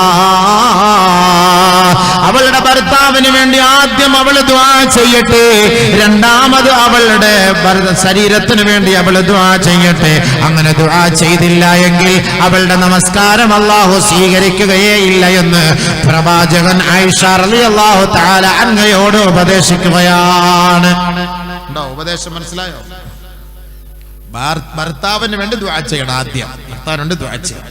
ഇപ്പൊ ഇങ്ങ വിചാരിക്കും ഭർത്താക്കന്മാർ നമ്മളോട്, ഇതെല്ലാം നമ്മൾ നേരത്തെ പറഞ്ഞത്, ഭർത്താക്കന്മാര് നിങ്ങളെ ഒരു നിലയ്ക്ക് ഒന്നും വേദനിപ്പിക്കാൻ പാടില്ല എന്നൊക്കെ നമ്മൾ പറഞ്ഞ വാക്കതല്ലേ.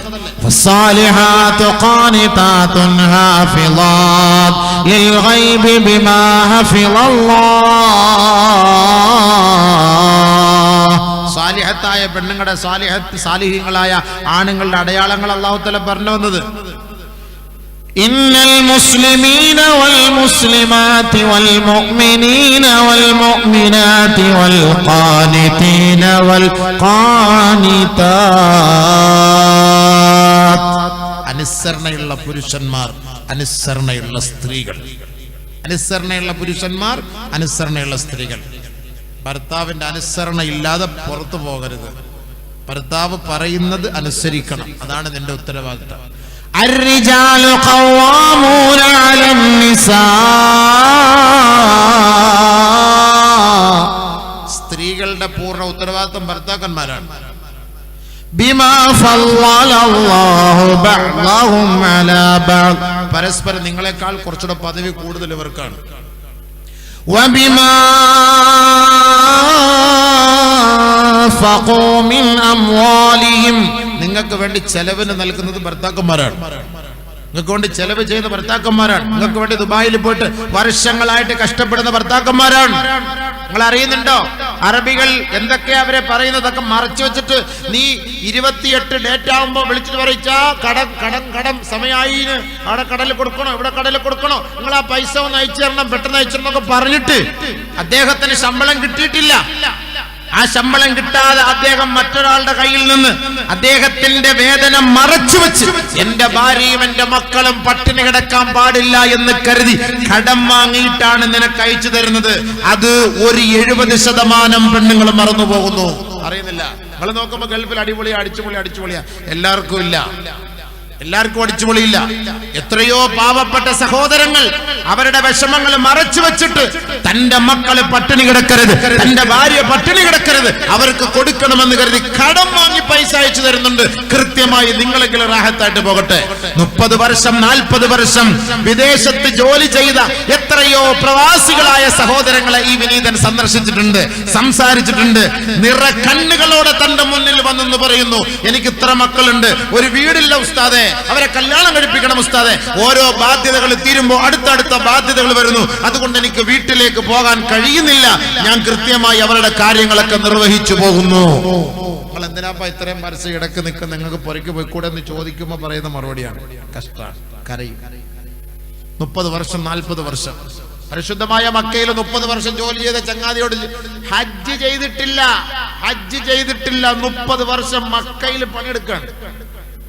ആലോചിച്ചോക്കെ ഹബീബേ, എന്തായിരിക്കും അവസ്ഥ, എന്താ സംഭവം? ബാധ്യത തീരുന്നില്ല ഉസ്താദേ, ബാധ്യത തീരുന്നില്ല. സഹോദരിമാരെ, നിങ്ങൾ നിങ്ങളുടെ ചെലവുകൾ കുറച്ച് കുറയ്ക്ക്. നിങ്ങളുടെ ഭർത്താവിനെ നിങ്ങളുടെ അരികിലേക്ക് വിളിക്ക്. കാലങ്ങൾ മുഴുവനും രണ്ടുപേരും 2 അകലങ്ങളിൽ 2 ധ്രുവങ്ങളിൽ താമസിച്ചാൽ എന്താണ് നമ്മുടെ ജീവിതത്തിൽ ഒരു സന്തോഷം?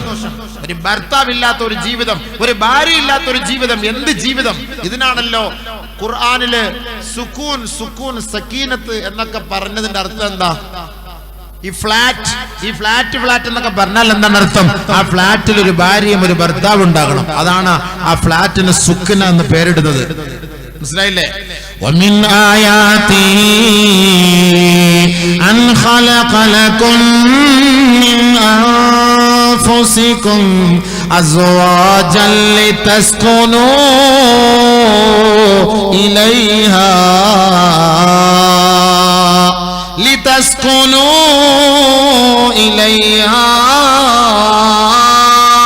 കണ്ടോ? നിനക്ക് അവളില് സമാധാനം ഉണ്ടാകണം, അതാ ഖുർആൻ പറഞ്ഞത്. നിനക്ക് അവളിൽ സമാധാനം ഉണ്ടാകണം. ഒരു ഭർത്താവിന് ഭാര്യയിൽ സമാധാനം എപ്പോഴും കിട്ടണം. ഇന്ന് ഇടങ്ങേറല്ലേ,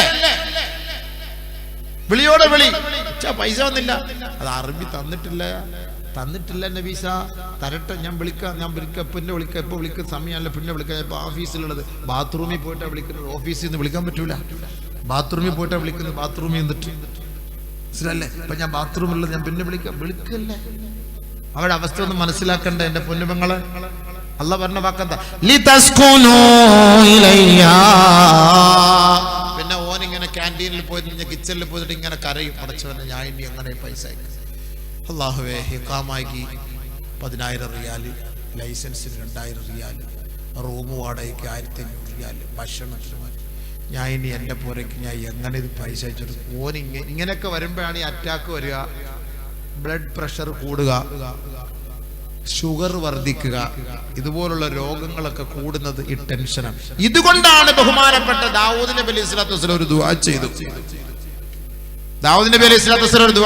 എന്താ ദുആ? നബീന റസൂലുള്ളാഹി തങ്ങളെ സ്വഹാബത്തിന് പഠിപ്പിച്ചു കൊടുക്കുകയാണ്. കാന മിൻ ദുആഇ ദാവൂദ് അലൈഹിസ്സലാം അല്ലാഹുമ്മ ഇന്നി അഊദു ബിക മിൻ സൗജത്തിൻ തുശയ്യിബുനി ഖബ്ല വഖ്തിൽ മശീബ്. അല്ലാഹുവേ, ഒരു ഭാര്യയിൽ നിന്ന് നിന്നോട് ഞാൻ കാവൽ ചോദിക്കുന്നു അല്ലാഹ്. ഒരു ഭാര്യയിൽ നിന്ന് ഞാൻ നിന്നോട് കാവൽ തേടുകയാണ്. ഏത് ഭാര്യയാണ് അവൾ? എന്നെ നരപ്പിക്കുന്ന ഭാര്യ. ഞാൻ യുവാവായിരിക്കെ എന്റെ യുവത്വത്തെ നരപ്പിച്ചു കളയുന്ന, ടെൻഷൻ അടിപ്പിച്ചു കളയുന്ന, വേദനിപ്പിക്കുന്ന ഒരു ഭാര്യയിൽ നിന്ന് നാദാ നിന്നോട് ഞാൻ കാവൽ ചോദിക്കുന്നു അല്ലാഹ്. ദാവൂദ് നബി അലൈഹി സ്വലാത്തു വസ്സലാമിന്റെ ദുആ. ചില ഭാര്യമാരെ നമ്മളെ നരപ്പിക്കും, അതിന്റെ അർത്ഥം ഇടങ്ങേറായി കളയും, ഒരു പണി നമ്മളെ ആമീനയുടെ പുര കണ്ടില്ലേ? നിങ്ങൾ എത്ര വർഷമായി ദുബായിക്ക് പോയിട്ട് നിങ്ങളുടെ പുര എന്താ ഇപ്പം ഇങ്ങനെ ഇല്ലാത്ത?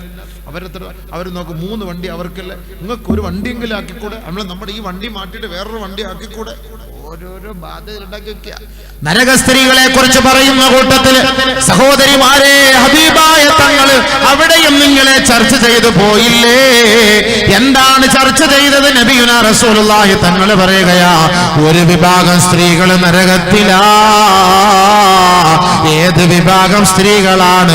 തുതീഖു സൗജഹാ മാ ലാ യുതീഖ്. ഒരു ഭാര്യയെ കൊണ്ട്, ഒരു ഭർത്താവിനെ കൊണ്ട് എടുക്കാൻ പറ്റാത്ത പണി ഏൽപ്പിക്കുന്ന സഹോദരിമാരെ, ഭാര്യമാരെ, നിന്റെ ഭർത്താവിനെ കൊണ്ട് ചെയ്യാൻ പറ്റൂല, എടുക്കാൻ പറ്റൂല. അത് ബാധ്യതയാണ്, ബാധ്യതകളോട് ബാധ്യതകളാണ്. അങ്ങനെ ബാധ്യതകൾ അധികമാക്കി വെക്കാൻ പ്രേരിപ്പിക്കുന്ന ഒരു പെണ്ണ് നരകത്തിലാണ്, നരകത്തിലാണെന്ന് ഹബീബായ തങ്ങൾ പറയുമ്പോ, എന്റെ പൊന്നു പെങ്ങളെ, നിന്റെ ഭർത്താവ് നരകത്തിൽ പോകാൻ നീ കൊതിക്കുന്നോ? നിന്റെ ഭാര്യ നരകത്തിൽ പോകാൻ നിങ്ങൾ കൊതിക്കുന്നുണ്ടോ? ഒരിക്കലുമില്ല. നമ്മുടെ ഭാര്യ സ്വർഗത്തിൽ പോകണം, നമ്മുടെ ഭർത്താവ് സ്വർഗത്തിൽ പോകണം, ഇതാണ് നമ്മൾ ആഗ്രഹിക്കുന്നതെങ്കിൽ ഒരിക്കലും തന്റെ ഭർത്താക്കന്മാർക്ക് എടുക്കാൻ പറ്റാത്ത പണി അവരുടെ മേൽ അടിച്ചേൽപ്പിക്കരുതേ. അങ്ങനെ അടിച്ചേൽപ്പിക്കുന്ന പെണ്ണെ, നിനക്ക് സ്വർഗത്തിന്റെ പരിമളം ആസ്വദിക്കാൻ കഴിയില്ല. അതുകൊണ്ട് ഭർത്താക്കന്മാർ കഴിവതും ഭാര്യയുടെ ആക്ക് നിറവേറ്റ്. അതാണ് ഞാൻ നേരത്തെ ഓതിയൊരു ഹദീസ്. ബഹുമാനപ്പെട്ട മുആവിയത്ത് ഇബ്നു ഹൈദാർ റളിയല്ലാഹു തആല അൻഹു നബിയുനാ റസൂലുള്ളാഹി തങ്ങളോട് ചോദിച്ചത്, അല്ലാഹുവിന്റെ റസൂലേ, തന്റെ ഭാര്യയോടുള്ള കടമ എന്താ? ഒന്ന്, അവൾക്ക് നീ നല്ല ഭക്ഷണം കൊടുക്കണേ.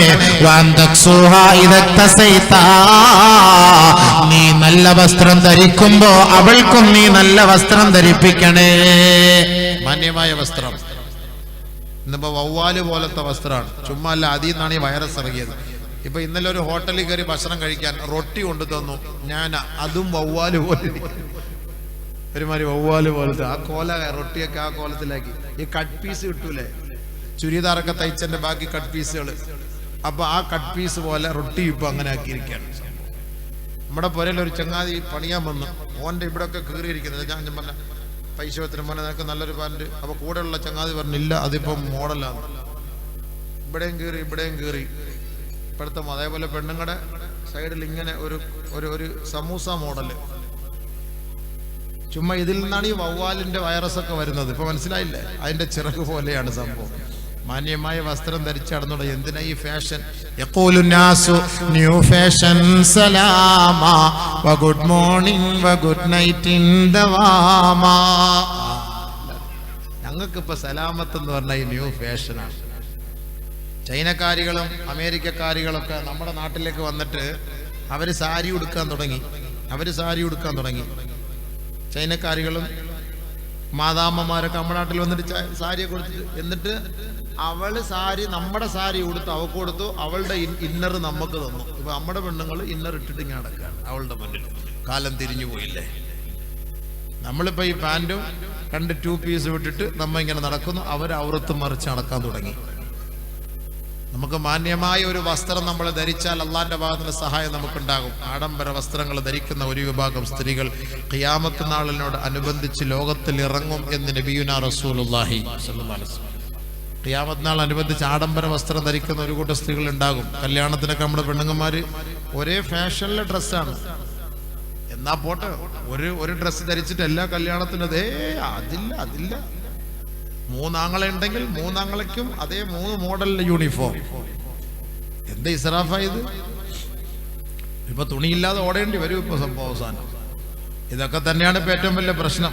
അത്തരം മോഡൽ, ഇവിടെ ഒരു മോഡൽ, ഇവിടെ ഒരു മോഡൽ, നെഞ്ചിലൊരെണ്ണം, വയറ്റിലൊരെണ്ണം, മുട്ടിലൊരെണ്ണം, എല്ലായിടത്തും ഓരോരോ മോഡല്. പാവങ്ങള് തുണിയില്ലാതെ കല്യാണം കഴിക്കാൻ തുണിയില്ലാതെ എത്രയോ സാധുക്കളായവരുണ്ട്. അവരൊന്നും പരിഗണിക്കാൻ നമുക്ക് സമയമില്ല. മാന്യമായ ഡ്രസ്സ് ധരിച്ചു നടക്കിൻ, ആഡംബരങ്ങളൊക്കെ ഒഴിവാക്ക്, കുറച്ച് തൗബാച്ചി അള്ളാഹിലേക്ക് മടങ്ങ്. നമ്മൾ അള്ളാഹുമായിട്ട് കൂടുതൽ അടുക്കുമ്പോൾ ഇൻഷാ അല്ലാഹ് സഹായങ്ങൾ ഉണ്ടാകും. ഡ്രസ്സ് വേണ്ടെന്ന് പറഞ്ഞില്ല.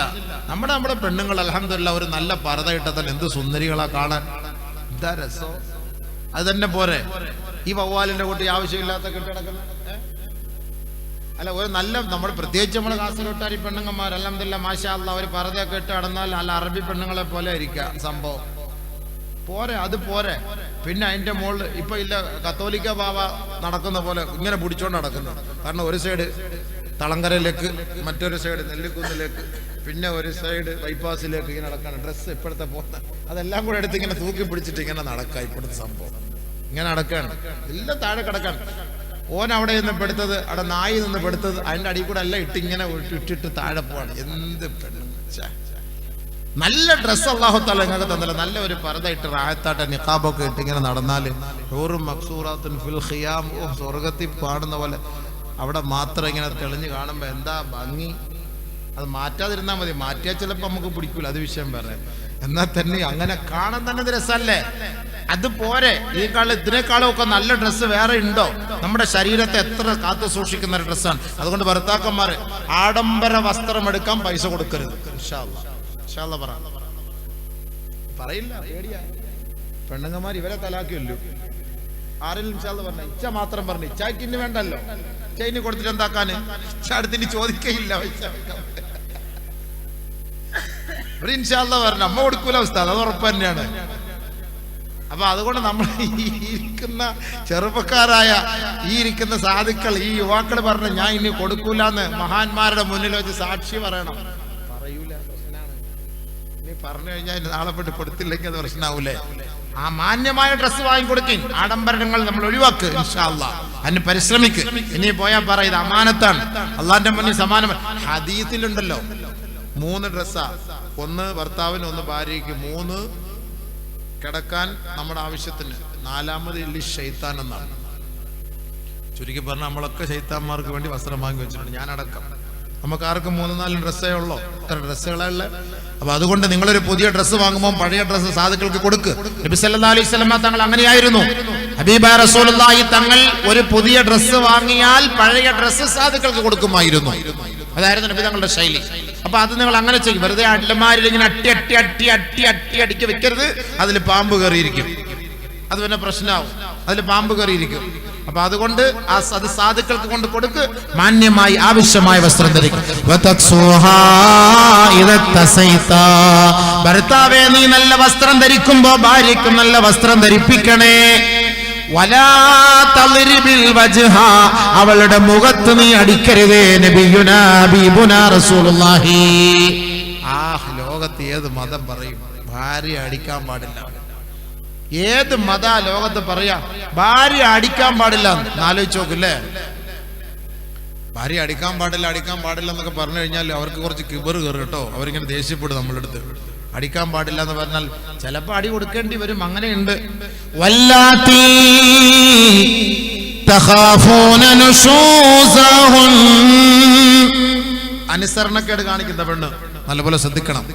ഭർത്താവിന് അടിക്കാൻ ഒരു ചാൻസ് ഞാൻ ഒപ്പിച്ചുതരാം. 2 പൊട്ടിയിരുന്ന് കൊടുത്തോ. ചിരിക്കണ്ട, നമ്മളെ പൊട്ടിക്കും. ഇങ്ങോട്ട് പോയി തൊട്ട് നോക്ക്, ഇപ്പൊ നടക്കൂല സംഭവം. ഇപ്പൊ ഗവൺമെന്റ് അല്ല ഇവർക്ക് സപ്പോർട്ടാ. ഒന്നും മിണ്ടാൻ പറ്റൂലപ്പ. അപ്പൊ തലാക്കൊന്നും മിണ്ടാൻ തന്നെ നമുക്ക് തന്നെ പേടിയാ. ഈ സാമാന്യത്തിനകത്ത് കണ്ടുപിടിച്ച തലാക്ക് എന്ന് പറഞ്ഞാൽ കേസല്ലേ, വലിയ കേസാണ്. ശരി തന്നെയാണ്. ആവശ്യമില്ലാതെ എന്തിനാ തലാക്ക് ചൊല്ലുന്നത്? ഒരു പെണ്ണിനെ അങ്ങനെ ചൊല്ലാൻ പാടില്ലല്ലോ, ആവശ്യമില്ലാത്ത നിലയിൽ. വല്ലാത്തി തഖാഫൂന നുശൂസഹുൻ, അനുസരണക്കേട് കാണിക്കുന്ന ഒരു പെണ്ണിന്റെ സ്വഭാവത്തെ നീ ഭയപ്പെട്ടാൽ. ഒരു പെണ്ണ് നമ്മളോട് ചൊടിക്കാണ്, നമ്മൾ എന്ത് സമീപനം സ്വീകരിക്കണം? അവളോട് എന്ത് സമീപനം സ്വീകരിക്കണം? അതാണ് ഖുർആൻ പറയുന്നത്. വല്ലാത്തി തഖാഫൂന നുശൂസഹുൻ, നിന്നോട് അനുസരണക്കേട് കാണിക്കുന്ന ഒരു പെണ്ണാണെങ്കിൽ ഒന്നാമതായി നീ അവളോടെടുക്കേണ്ട നിലപാട് ഫഅ്ലൂഹുൻ, അവളെ നീ അടുത്തിരുത്തി മെല്ലെ ഉപദേശിക്കണേ. ചൊടിച്ചിട്ട് ചാടി വരുന്ന പെണ്ണിനെ അടുത്തിരുത്തിട്ട് സബൂറാക്കും. നീടെ ഇരിക്കടി, ഇവിടെ ഇരിക്ക, എനിക്ക് കുറച്ച് മുണ്ടണം എന്നോട്, അവിടെ ഇരിക്കുക. അവളെ പിടിച്ചിരുത്തിയിട്ട് ഓളെടുത്ത് സംസാരിക്കണം. ഞാൻ ആരാ എനിക്കറിയോ? ഞാൻ ആരാ? ഇപ്പൊ നമ്മ കല്യാണം കഴിഞ്ഞിട്ട് ഇപ്പൊ എത്രയായി? ഇന്നലല്ല നമ്മൾ വെഡിങ് ആനിവേഴ്സറി ആഘോഷിച്ചത്. എത്ര വർഷമായി? നീ എന്തിനാ എന്നെ അടുത്ത് ചോദിക്കണം? നിനക്ക് എന്താ പ്രശ്നം? നിനക്ക് എന്താ കുറവ്? എന്തിന്റെ പേരിലാണ് എന്നോട് ചോദിക്കുന്നത്?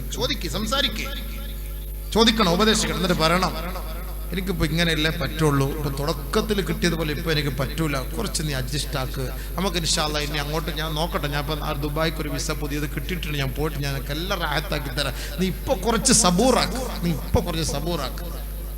നിന്റെ ഇച്ഛ അല്ല ഞാൻ എന്നൊക്കെ പറഞ്ഞിട്ടൊന്ന് സോപ്പിട്ട് നല്ല ഉപദേശിക്കണം. ഇത്തിരിയെങ്കിലും ഈമാനുള്ള പെണ്ണാണെങ്കിൽ അവളത് സ്വീകരിക്കും, ഉപദേശിക്കണം. അങ്ങനെ തന്നെയാണ് നമ്മൾ ചെയ്യേണ്ടത്. എടുത്ത പടിയിൽ നമ്മൾ ചാടി അടിക്കാൻ എടുക്കാൻ ഒന്നും പോകരുത്. പെണ്ണുങ്ങളാണ് സഹോദരി, പെണ്ണുങ്ങളെന്ന് പറഞ്ഞു കഴിഞ്ഞാലേ ഒരു 30 പൈസ കുറവാണ് ഹബീബേ, ഒരു 30 പൈസ 40 പൈസ, ചിലർ 50 പൈസ കുറവ് വരും, ചില 60 പൈസ കുറഞ്ഞത് കാണും, ചിലത് 20 പൈസ കുറഞ്ഞത് കാണും. ഞാൻ പറഞ്ഞ വാക്കല്ല, നബിതങ്ങൾ പറഞ്ഞ നാഖിസാത്തു അഖൽ വദീൻ, കുറച്ച് മാഫിയാണ് സംഭവം. അപ്പൊ അതുകൊണ്ട് നമ്മൾ ഒരുപാട് കടന്ന് ദേഷ്യപ്പെടരുത്. അതുകൊണ്ടാണ് പെട്ടെന്ന് ഈ പെണ്ണുങ്ങന്മാരെന്ത് ചെയ്യുന്നത്, എന്തെങ്കിലുമൊക്കെ ദേഷ്യപ്പെട്ട് പിടിക്കാണ്ട് വരുമ്പം ആത്മഹത്യ ചെയ്യുന്നത്. എടുത്ത് ഞരമ്പ് മുറിക്കാം, കത്തി എടുത്തിട്ട് ഇച്ചാന്റെ മുന്നിൽ കൊണ്ടുവന്ന് ഒരു കത്തി. അത് സൂക്ഷിക്കണം. ചിലപ്പോൾ നേരത്തെ കുങ്കുമം കലക്കിയിട്ട് പ്ലാസ്റ്റിക് കവറി വെച്ചിട്ട് നമ്മുടെ മുന്നിൽ കൊണ്ട് ആ രക്തം അവിടെ കാണുമ്പോൾ ഇച്ചാടെ പണി തീർന്നു. ഇവളുമാരെ നമ്മളെ പറ്റിക്ക ഭയങ്കര സാധനങ്ങൾ, ഇതെല്ലാം നെറ്റിൽ കണ്ടു പഠിച്ചു വെച്ചിട്ടുണ്ട്. ഡ്യൂപ്ലിക്കേറ്റ് ആത്മഹത്യ, ഇച്ഛമാരെ എങ്ങനെ ഭയപ്പെടുത്താം, അതിനു വേണ്ടിയിട്ടൊക്കെ പഠിച്ചു വെച്ചിട്ടുണ്ട്. ഇതൊക്കെ ഇങ്ങനെ ആ പർദയുടെ അടിയിൽ കയറ്റി വെച്ചിട്ട് ഇപ്പൊ കത്തിയെടുക്കും, ഇപ്പൊ ഞാൻ മരിക്കും, എനിക്ക് പറ്റും എന്നൊക്കെ പറഞ്ഞാൽ നമ്മളെന്താ സംഭവം? പാവം കഷ്ടം. ഇയാള് അവള് മരിക്കുന്നതിന് മുമ്പേ ഓൻ ചത്തുപോകും, പാവം കഷ്ടം. ടെൻഷൻ അടിപ്പിക്കല്ലേ. അതുകൊണ്ട് എപ്പോഴും ദുആ ചെയ്യണം, റബ്ബനാ ഹബ് ലനാ മിൻ അസ്വാജിനാ വദുർരിയാതിനാ ഖുർറത അയ്യുൻ. അല്ലാഹുവേ, ഞങ്ങളുടെ ഭാര്യമാരെ കൺകുളിർമയുള്ളവരാക്കണമേ അല്ലാഹ്. എപ്പോഴും അങ്ങനെ ആക്കണം. ഭാര്യ എന്ന് പറഞ്ഞാൽ അങ്ങനെ തന്നെയാണ്, അമൂല്യ നിധിയാണ്. നമ്മുടെ ഭാര്യ എന്ന് പറഞ്ഞാൽ അമൂല്യനിധിയാണ്. അപ്പൊ അതുകൊണ്ട് അവൾ ഭർത്താവിനെ ആശ്വസിപ്പിക്കുന്നവളാകണം. ഭർത്താവ് ഭാര്യയെ സമാശ്വസിപ്പിക്കുന്നവളാകണം. അതാണ് ബഹുമാനപ്പെട്ട നബിയുനാ റസൂലുള്ളാഹി സ്വല്ലല്ലാഹു അലൈഹി വസല്ലമ തങ്ങൾ ബഹുമാനപ്പെട്ട മഹദിയായ ഫാത്തിമ റളിയല്ലാഹു തആല അൻഹാ പൊന്നുമോളാണ്, മുത്തുമോളാണ്. അല്ലാഹുവിന്റെ റസൂലിന്റെ ജീവിതത്തിൽ എല്ലാ മക്കളും മരണപ്പെട്ടു പോയി. ഹബീബായ തങ്ങളുടെ ഹയാത്തിൽ ഒരേ ഒരു മോള് മാത്രമാണ് ജീവിച്ചിരുന്നത്.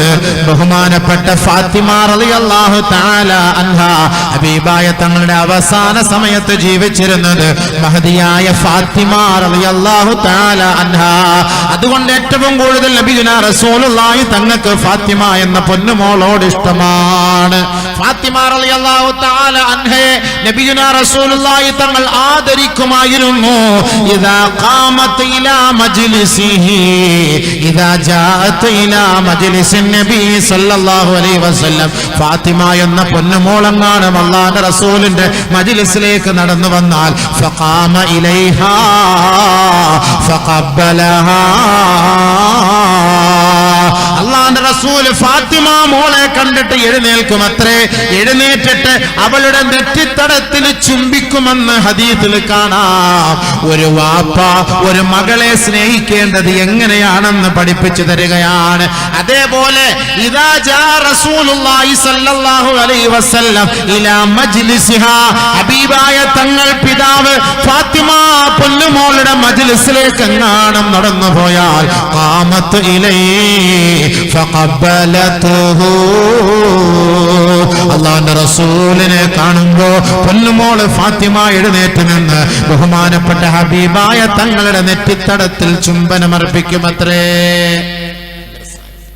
അതുകൊണ്ട് എന്ത് വിഷമം വന്നാലും പെട്ടെന്ന് ഉപ്പയോട് പോയിട്ട് പറയും. അലി റളിയല്ലാഹു തആല അൻഹു ഫാത്തിമ ബീവിയും ഭാര്യയും ഭർത്താവാണ്, വഴക്കുണ്ടായിട്ടുണ്ട്. അപ്പൊ നമ്മളീ പറഞ്ഞു തരുമ്പോ നമ്മൾ ഈ ഭാര്യയും ഭർത്താക്കന്മാരും ചൊടിക്കുന്ന വിഷയം പറയുമ്പോൾ ചൊടിക്കല് നല്ല തന്നെ. 2-3 ദിവസമൊക്കെ ചൊടിച്ചിട്ട് 4ാമത്തെ ദിവസം പിന്നെ ഒന്ന് കൂടാന്ന് പറഞ്ഞാൽ മാഷാ അല്ലാഹ്, ദുബായിൽ നിന്ന് വരുന്നതിന്റെ ഒരു പവറാണ്. അപ്പൊ അതുകൊണ്ട് ഈ ചൊടിക്കുന്നത് നല്ല തന്നെയാണ്. പക്ഷെ അത് ഒരു ഒടുക്കത്തെ ചൊടിച്ചിലാകരുത്. മുണ്ടാണ്ടിരിക്കാതെ പിന്നെ അത് ഹത്തൽ ഖിയാം, മരണം വരെ അവനെ മുണ്ടൂല. വലാ തഹ്ജുർ ഇല്ലാ ഫിൽ ബൈത്ത്, ഭാര്യയോട് പുരയിൽ വെച്ചിട്ടല്ലാതെ മുണ്ടാണ്ടിരിക്കരുതേ. പുരയിൽ വെച്ചിട്ടല്ല മുണ്ടാണ്ടിരിക്കും. പുറത്തു പോകുമ്പോ സബൂറ ഞാൻ പോകുന്നു, അസ്സലാമു അലൈക്കും, ഞാൻ പോയിട്ട് ഞാൻ കുടകിൽ പോകുന്നു 3 ദിവസം കഴിഞ്ഞിട്ട് വരുവുള്ളൂ ഇൻഷാ അല്ലാ പറഞ്ഞിട്ട് പോകണം. കാരണം കുടകിലും കാണുമ്പോൾ അറ്റാക്ക് വന്ന് മരിച്ചു പോയാൽ പൊരുത്തം ചോദിക്കാൻ പറ്റൂല. അപ്പൊ അതുകൊണ്ട് പോകുമ്പം പറഞ്ഞിട്ടേ പോകാവൂ. സലാം പറഞ്ഞിട്ട് പൊരുത്തം വാങ്ങിട്ട് പോകണം, അങ്ങോട്ടും ഇങ്ങോട്ടും. അപ്പാണ്ട് പുറകിൽ വെച്ചിട്ടല്ലാതെ മുണ്ടാണ്ടിരിക്കാൻ പാടില്ല. ഒരു ദേഷ്യത്തിന് അങ്ങോട്ടും ഇങ്ങോട്ടും മുണ്ടൂല. അത് ഭക്ഷണം കൊണ്ട് വയ്ക്കുമ്പോൾ മുണ്ടാണ്ടിരിക്കില്ല. അവരടുത്ത് തിന്ന ഭാര്യയും ഭർത്താവും ഭക്ഷണം മുണ്ടാണ്ടിരിക്കുമ്പോൾ ഭക്ഷണം കഴിക്കുന്നത് എങ്ങനെയെന്നറിയോ? ഭർത്താവ് ഇങ്ങനെ വെളിയിൽ ഇങ്ങനെ ഇരിക്കും, ഇയാള് ബൈക്കിലൊക്കെ വന്നിട്ട് കൊണ്ടുവന്നപ്പോ ഓള് മനസ്സിലാക്കി ഇച്ച വന്നിട്ടുണ്ട്. പെട്ടെന്ന് സാധനങ്ങളെല്ലാം കൊണ്ടുവന്ന് ഡൈനിങ് ടേബിളിന്റെ മുകളിൽ കോതം പറഞ്ഞങ്ങോട്ട് വെക്കും. ആ പാത്രത്തിന്റെ സൗണ്ട് വെക്കുമ്പോ ജോറ് കരുതി അല്ല ഓള് ഭക്ഷണം കൊണ്ടുവച്ചിട്ടുണ്ട്, അവിടെ കൊണ്ടുവച്ച് നല്ല ഒറ്റക്കിരും തന്നെ. ഓള് വരില്ല, ഓള് പിന്നെ അങ്ങോട്ട് കൊണ്ടുവച്ചിട്ട് കിച്ചണിലേക്ക് പോകും. ഓളുടെ കിബില കിച്ചൺ തന്നെ, ആ കിച്ചണിൽ തന്നെ ഓളുണ്ടാവുള്ളൂ. ഇയാൾ ഒറ്റക്കിരുന്ന് തിന്നണം. തിന്നിട്ട് ഓളെങ്ങനെ മനസ്സിലാക്കാൻ ഞാൻ തിന്നുന്നുള്ളത്? തിന്ന് കഴിഞ്ഞിട്ട് വാഷ് ബേസിൽ പോട്ട് കയ്യും കഴുകി കാർക്കിച്ച് തുപ്പുമ്പോൾ ഓള് മനസ്സിലാക്കി ഇച്ച തിന്ന് കഴിഞ്ഞിന്, നീ പോയിട്ട് പാത്രമെല്ലാം എടുക്കാം. ഇങ്ങനെയാണ് ഭാര്യയും ഭർത്താക്കന്മാരും തമ്മിലുള്ള ബന്ധം. എവിടെ ബർക്കത്ത് ഉണ്ടാവോ? പിന്നെ ആ വായി വെച്ചൂട്, തിരിച്ചു വായിൽ വെച്ചൂട്, ഭയങ്കര കൂലി കിട്ടുന്ന കാര്യമാണ്. വായിൽ വെക്കണ്ട, ഒന്ന് അടുത്തൊന്ന് വന്ന് ഇരുന്നാ മതി, ഒന്ന് വിളമ്പി കൊടുത്താൽ മതി. എന്നാ ഇച്ച തിന്നി നിങ്ങൾ തിന്നപ്പാ. ആരാ വിളമ്പി കൊടുക്കുന്നത്? ഒരു ഭാര്യ വിളമ്പി കൊടുക്കണ്ടേ? അതുകൊണ്ടാണ് മഹദിയായ ഫാത്തിമ റളിയല്ലാഹു തആല അൻഹയും ബഹുമാനപ്പെട്ട അലി റളിയല്ലാഹു തആല അൻഹുവും തമ്മിൽ വഴക്കുണ്ടായ സന്ദർഭത്തിൽ ഒരിക്കൽ ഫാത്തിമ ബീവി നബി തങ്ങളോട് പറഞ്ഞു, അലിയാർ തങ്ങളോട് പറഞ്ഞു അത്രേ, വല്ലാഹി ലാ അഷ്കുവന്നക ഇലാ റസൂലില്ലാഹ്, അല്ലാഹുവാണ് സത്യം, അല്ലാഹുവാണ് സത്യം, എന്റെ ഉപ്പയോട് നിങ്ങളുടെ പരാതി ഞാൻ പറഞ്ഞു കൊടുക്കുമെന്ന് ഹബീബായ തങ്ങളുടെ പൊന്നുമോള് ഫാത്തിമ ബീവി പറഞ്ഞിട്ട് ഇലാ ഹദറത്തി റസൂലില്ലാഹ്, അല്ലാഹുവിന്റെ റസൂലിന്റെ ഹദറത്തിലേക്ക് നടന്നു പോവുകയാണ്. അലി റളിയല്ലാഹു അൻഹു പിന്നാലെ പോവുകയാണ്. അങ്ങനെ രണ്ടുപേരും പോയി നബി തങ്ങളുടെ സദസ്സിൽ നിൽക്കുമ്പോ ബഹുമാനപ്പെട്ട അലി റളിയല്ലാഹു തആല അൻഹു തന്നോട് ദേഷ്യപ്പെടുന്നതിനെ കുറിച്ച് ഫാത്തിമ റളിയല്ലാഹു തആല അൻഹ നബിയുനാ റസൂലുള്ളാഹി തങ്ങളോട് പരാതി പറയുകയായി. എന്റെ ഭർത്താവ് എന്നോട് ദേഷ്യപ്പെടുന്നു, ചൊടിക്കുന്നു നബിയേ. ഭർത്താക്കന്മാര് ദേഷ്യപ്പെടുമ്പോ ഭാര്യ പോയിട്ട് ആരുടെ പരാതി പറയാ? ഉപ്പാനെ വിളിച്ചിട്ട് പരാതി പറയും. ഉപ്പ നേരെ ഖാദിയാരി ചായ വിളിക്കും. ഖാദിയാരിച്ച് ആ മഹലെടുത്ത ഖത്തീബിനെ വിളിക്കും. ആ സൈനുൽ ആബിദീൻ എന്ന് പറഞ്ഞ ചങ്ങാതിയെ വിളിച്ചിട്ട് ഒന്ന് ചോദിക്കണോ, എന്തിനാണ് ഓളോട് ഇടയ്ക്കിടയ്ക്ക് ചൊടിക്കുന്നത്? യഥാർത്ഥത്തിൽ സംഭവം തെറ്റ് ആരുടെ ഭാഗത്താ? ചിലപ്പോ പെണ്ണിന്റെ ഭാഗത്തായിരിക്കും. അതാരും അന്വേഷിക്കൂല. ഒരു കേസ് വന്നിട്ടുണ്ട്. ഈ കേസ് തന്റെ ഭർത്താവിനെതിരെയുള്ള കേസാണ്. രണ്ടു കൂട്ടരെയും വിളിച്ചിട്ട് അതിന്റെ നിജസ്ഥിതി മനസ്സിലാക്കാത്തത് എന്തേ? ഒറ്റയടിക്ക് ഒരു തീരുമാനം എടുക്കാൻ പാടുണ്ടോ? ഒരു ഹദീസ് കേട്ടോളി.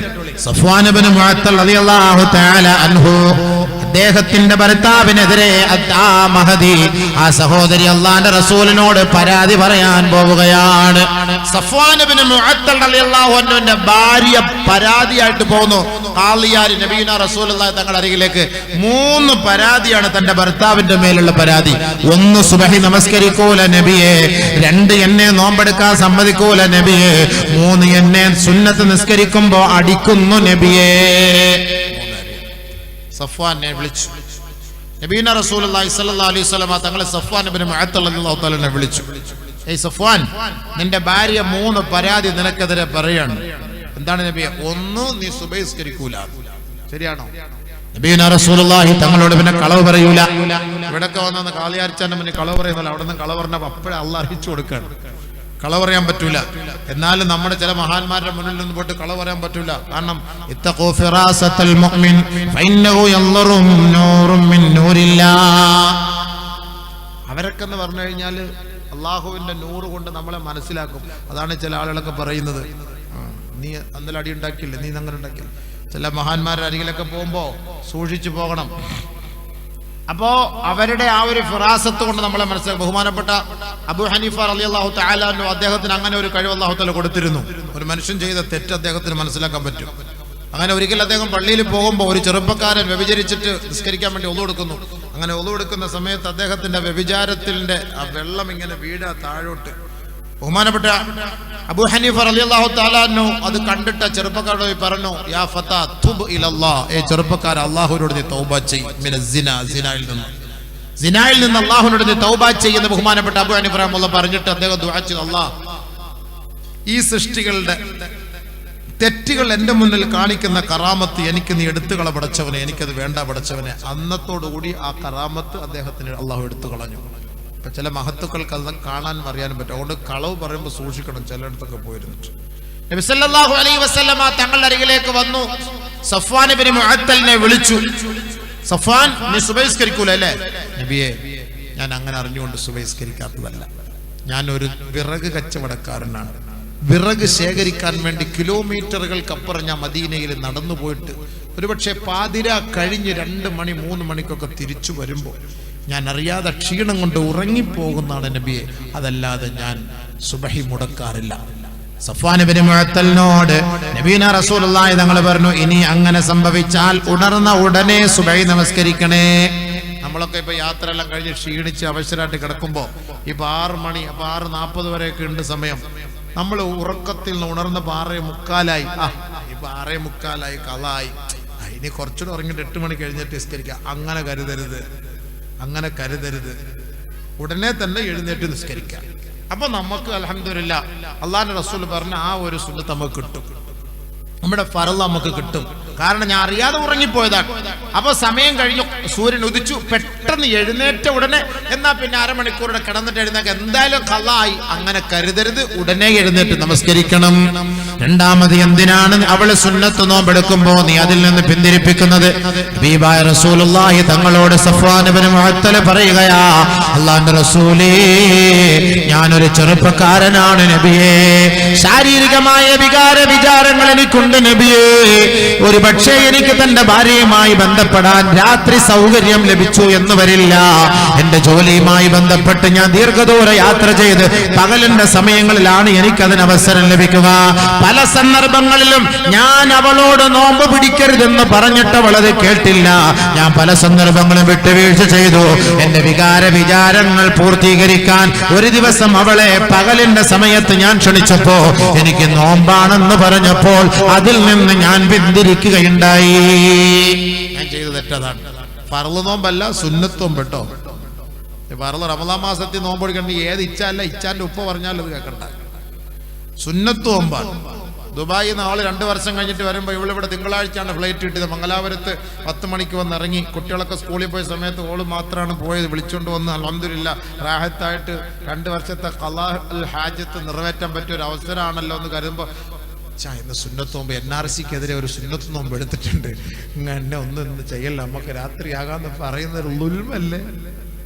ഏറ്റവും വലിയ ദുൽമ നടന്നുകൊണ്ടിരിക്കുന്ന എൻ്റെ കൂടെ തിന്ന് NRCയുടെ പേര് പറഞ്ഞ് നോമ്പ് പിടിച്ചൊരു ഭർത്താവിനോട് കാണിക്കുന്ന ദുൽമാണ്. ഒരു ഭർത്താവ് ആഗ്രഹിക്കുന്ന സമയത്തൊക്കെ ഭാര്യ സൗകര്യം ചെയ്തു കൊടുക്കണമെന്നാണ് നബിയുന റസൂലുള്ളാഹി തങ്ങൾ പറഞ്ഞത്. എത്രത്തോളം എന്ന് വെച്ചാൽ അതൊക്കെ ഒരുപാട് പറഞ്ഞാച്ചിരി കൂടിപ്പോകും. ലേബർ റൂമിലേക്ക് കയറ്റിക്കൊണ്ട് പോകുന്ന സമയത്ത് ആ സമയത്ത് ഒരു ഭർത്താവിന് എൻ്റെ ഭാര്യയായിട്ട് ഒന്നുകൂടെ എനിക്ക് ബന്ധപ്പെടണമെന്ന് ആഗ്രഹിച്ച ഉടനെ ആ സ്ട്രക്ചർ തിരിച്ചു കൊണ്ടുവന്നിട്ട് ഇയാളുടെ ആഗ്രഹം നിർവഹിച്ച് കൊടുത്തിട്ടേ കയറ്റി വിടാവൂന്ന് ഹദീസ്. അങ്ങനെ എന്ന് പറയുന്ന അങ്ങനെയല്ലേ? അങ്ങനെയാണ് ഹദീസ്. അടുക്കളയിൽ നിൽക്കുമ്പോ തന്റെ ഭർത്താവ് ആഗ്രഹിച്ചാൽ ഉടനെ തന്നെ വിളിച്ച് ആഗ്രഹങ്ങൾ നിറവേറ്റി കൊടുക്കണം. അതാണ് ഹദീസ്. അങ്ങനെയാണ് എന്റെ ഹദീസ്. അപ്പോ ഒരു ഭർത്താവിന്റെ ആഗ്രഹ പൂർത്തീകരണമാണ്. അതുകൊണ്ട് സുന്നത്ത് നോമ്പ് ഭർത്താവിന്റെ അനുവാദത്തോടു കൂടി എടുക്കണം. നബി തങ്ങളെ തിരുത്തി കൊടുത്തു. സഫ്വാൻ ഇബ്നു മുഅത്തൽ റളിയല്ലാഹു അൻഹുവിന്റെ ഭാര്യയോട് തിരുത്തി കൊടുത്തു, സഫ്വാനിന്റെ അനുവാദമില്ലാതെ നീ സുന്നത്ത് നോമ്പെടുക്കരുത്. മൂന്നാമത്, സുന്നത്ത് നമസ്കാരത്തിൽ എന്തിനാണ് പിന്തിരിപ്പിക്കുന്നത്? അല്ലാഹുവിന്റെ റസൂലേ, എന്റെ ഭാര്യയാണ് എന്റെ എല്ലാം. ഒരു ചെറുപ്പക്കാരൻ എന്ന നിലയിൽ ജോലി കഴിഞ്ഞ് ക്ഷീണിച്ചു വരുമ്പോ എനിക്കൊരു ഗ്ലാസ് വെള്ളം നൽകുവാനും എനിക്ക് ഭക്ഷണം വിളമ്പി തരുവാനും എന്റെ ഭാര്യയാണ് എനിക്ക് തണലായിട്ടുള്ളത്. ആ സമയത്ത് ഞാൻ വിശന്ന് വലഞ്ഞു വരുമ്പോൾ എന്റെ ഭാര്യ നിസ്കാരത്തോടെ നിസ്കാരമാണ്. എന്ത് തറാവീഹ് നിസ്കാരമോ ഖിയാമുൽ ലൈലോ ഖിയാമുൻ നഹാറോ അറിയില്ല, നിസ്കാരത്തോടെ നിസ്കാരം. നമ്മൾ നോക്കിയിരുന്ന് പൈച്ചിട്ട് വയറ്റിൽ പൈപ്പ് കയറിയിരിക്കുന്നു. പക്ഷെ എന്നിട്ട് ഓള് നിസ്കാരം വിടുന്ന ലക്ഷണമില്ല. അപ്പൊ 2 റക്അത്ത് കഴിഞ്ഞിട്ട് സലാം വിട്ടു എന്ന് കരുതിയപ്പോൾ വീണ്ടും അടുത്ത റക്അത്തിട്ട് യാസീൻ ഓതുവാണ്. യാസീൻ ഓതിട്ട് സൂറത്തുൽ വാഖിയ ഓതാണ്. ഏത് കാലത്താ തീരാ പടച്ചവനെ, ഞാൻ എനിക്ക് സഹിക്ക വയ്യാതെ നബിയെ ഞാൻ അട്ടി കൊടുത്ത് പറഞ്ഞു ഇനി നീ നിസ്കരിക്കണ്ട. സല്ലല്ലാഹു അലൈഹി വസല്ലം തങ്ങൾ പറഞ്ഞു, മോളെ നിന്റെ ഭർത്താവിന്റെ ആഗ്രഹങ്ങൾ നീ നിറവേറ്റി കൊടുക്കണം. ഭക്ഷണം വെച്ചു കൊടുക്കൽ മാത്രമല്ല, വിളമ്പി കൊടുക്കണോ, എന്ത് വേണം, ആവശ്യങ്ങളൊക്കെ തരാം. അപ്പൊ നിങ്ങൾ പറയും, ചില ആളുകൾ പറയും, ഏയ് ഭാര്യയുടെ കടമയല്ലല്ലോ ഭക്ഷണം വെച്ചു കൊടുക്ക, ഭക്ഷണം വിളമ്പി കൊടുക്ക, ഇത് ഉണ്ടാക്കി കൊടുക്ക. ഓം വേണമെങ്കിൽ പോയിട്ട് വേറെ സെർവന്റ് ജോലിക്കാരനെ കൊണ്ടുവയ്ക്കട്ടെ, നമ്മക്ക് ആ പണിയില്ലല്ലോ. അലി റളിയല്ലാഹു തആല അൻഹുവും ഫാത്തിമ ബീവിയും വഴക്കുണ്ടായ സമയത്ത് ഫാത്തിമ എന്ന പൊന്നുമോളോട് നബി തങ്ങൾ പറഞ്ഞ വാക്ക്, മോളെ ഫാത്തിമ ഇസ്തമിഇ, ഈ ഉപ്പ പറയുന്നത് നീ ഒന്ന് കേൾക്കണേ മോളെ ഫാത്തിമ. ലംറഅത്തുൻ ബിംറഅത്തിൻ ലാ തഅതി ഹവാ സൗജിഹാ വഹുവ സാകിതുൻ. ഒരു ഭർത്താവിന്റെ ഉത്തരവാദിത്തങ്ങളിൽ വീഴ്ച വരുത്തിയാൽ ഒരിക്കലും അദ്ദേഹം പൊറുക്കുകയില്ല മോളെ ഫാത്തിമ. അദ്ദേഹത്തിന് തൃപ്തി വരുന്നത് വരെ അദ്ദേഹത്തിന്റെ കർമ്മങ്ങളിൽ നീ നിരതയാകണമേ. അങ്ങനെ ആ ഭർത്താവ് സമാധാനത്തോടെ ഇരിക്കുന്നത് വരെ യഥാർത്ഥത്തിൽ ഒരു ഭാര്യയാവുകയുള്ളൂ. അതല്ലാതെ ഒരു ഭർത്താവിന്റെ ഉത്തരവാദിത്തങ്ങളിൽ വീഴ്ച വരുത്തിയാൽ മോളെ ഫാത്തിമ ഒരു ഭാര്യയും ഭാര്യയാവുകയില്ല മോളെ ഫാത്തിമ. രണ്ടുപേരെയും വിളിച്ചിട്ട് നബി തങ്ങൾ പറയുകയാണ്, മോളെ ഫാത്തിമ വജഅല അലാ ഫാത്തിമത ഖിദ്മത്തൽ ബൈത്ത്, നിന്റെ ഭർത്താവിനോടുള്ള കടമകൾ മുഴുവനും നിറവേറ്റുകയും ആ ഭർത്താവ് വാങ്ങിക്കൊണ്ടുവരുന്ന മാംസമാകട്ടെ മത്സ്യമാകട്ടെ വെജിറ്റബിൾ ആകട്ടെ അത് അദ്ദേഹത്തിന് പാചകം ചെയ്ത് വിളമ്പിക്കൊടുക്കണേ മോളെ. മോളെ ഫാത്തിമ, നിന്റെ വീടിന്റെ ഉള്ളിലെ മുഴുവൻ ജോലികളും നീ തന്നെ ചെയ്യണേ മകളെ ഫാത്തിമ. വജഅല അലാ അലിയൻ, അലി റളിയല്ലാഹു തആല അൻഹുവിനോട് നബിയുനാ റസൂലുള്ളാഹി തങ്ങൾ പറയുകയായി, അലി നീ പുറത്തുപോയി സമ്പാദിച്ചു കൊണ്ടുവരണേ. അൽ കസ്ബ വൽ അമല, ഗൃഹത്തിലിരിക്കുന്ന ഭാര്യയ്ക്ക് പുറത്തുപോയി സമ്പാദിച്ചു കൊണ്ടുവന്ന് കൊടുക്കണേ. ആ പുറത്തുപോയി സമ്പാദിക്കുന്നതിന്റെ മുഴുവൻ ഉത്തരവാദിത്തം നിനക്കാണ്. നബീന റസൂലുള്ളാഹി തങ്ങൾ യോജിപ്പിച്ചു. മനസ്സിലായില്ലേ? ഇപ്പൊ പെണ്ണുങ്ങന്മാര് നമുക്ക് ഡ്രസ്സ് എഴുതി തരണം. പെണ്ണുങ്ങന്മാര് ഭർത്താവിന്റെ ഷൂ ഒക്കെ തുടച്ച് വൃത്തിയാക്കി റാഹത്താക്കി വെച്ച് തരണം. അങ്ങനെ തിരിച്ചിടണം. ഇച്ച നേരെ സിറ്റ് ഔട്ടിൽ നിന്ന് അതിലേക്ക് തന്നെ കയറണം. അങ്ങനെ റിവേഴ്സ് ഗിയറിൽ എടുത്ത് ഷൂ അവിടെ ഫ്രണ്ടിൽ വെച്ച് കൊടുക്കണം. ബാഗൊക്കെ എടുത്ത് വെച്ച് കൊടുക്കണം. എവിടെയെങ്കിലുമൊക്കെ യാത്ര പുറപ്പെടുമ്പോൾ നാളെ ഇച്ച എവിടെയൊക്കെ എപ്പോൾ പോകുന്ന, രാവിലെ പോകുന്ന എന്തൊക്കെ ഡ്രസ്സ് വേണം അതെല്ലാം എടുത്ത് രാത്രിയെ ക്ലിയറാക്കി എടുത്തു വെച്ച് ഭർത്താവിന്റെ ബാഗ് അടക്കുന്നത് എല്ലാം ഉണ്ട് അതിൽ. ഒരു ഭാര്യയോട് പരിപൂർണമായിട്ട് വിശ്വാസം ഉണ്ടെങ്കിൽ ഒരു ഭാര്യ കൊടുക്കുന്ന ബാഗ് വാങ്ങിയാൽ മതി. അതിൽ ബ്രഷ് കാണും, ഗുളിക കാണും, അതിൽ മരുന്ന് കാണും, അതിൽ ഡ്രസ്സുകൾ കാണും, ഇന്നറുകൾ കാണും, എല്ലാം അതിൽ കാണും. എൻ്റെ ഭാര്യയാണ്, അതുകൊണ്ട് എനിക്കതിൽ വിശ്വാസമുണ്ട്, എല്ലാം അതിൽ കാണും, ഉറപ്പാണ്. അങ്ങനെയുള്ളൊരു ഭാര്യയെ കിട്ടുമോ? അതേപോലെ ഭർത്താവ് ഡ്രസ് ഇട്ടൊക്കെ പോകുമ്പോ കണ്ണാടി അവളാണ്. നമ്മൾ പോയിട്ട് കണ്ണാടിയിലൊക്കെ നമ്മളിങ്ങനെ ആക്കേണ്ട കാര്യമില്ല. അത് ക്ലിയറാണ്, ഇത് ക്ലിയറാണ്, നമ്മൾ ആക്കേണ്ട കാര്യമില്ല. ഓളുടെ മുന്നിൽ പോയിട്ട് നിൽക്കണം. ഓള് വന്ന ഡ്രസ്സൊക്കെ ഇട്ട് ഇതൊക്കെ ക്ലിയറാക്കി എല്ലാം റെഡിയാക്കി ചെയ്യൂ. ഈ ഉടുപ്പ് ശരിയല്ല, ഇത് വേണ്ട, ഇത് മാറ്റി വേറെ, ആ പാൻറ്റിന് പറ്റിയത് വേറെ ഉണ്ട്, ഞാൻ കഴുകി തേച്ച് വെച്ചിട്ടുണ്ടല്ലോ, പിന്നെന്താ അതെടുത്തിട്ട്. അതൊക്കെ ഒരു റൊമാൻസ് ആണ്, അതൊക്കെ രസമാണ്. ഇതൊക്കെയാണ് ഒരു ഭാര്യ ഭർത്താവിനെ ഒരിക്കൽ അങ്ങോട്ട് വിടണോ?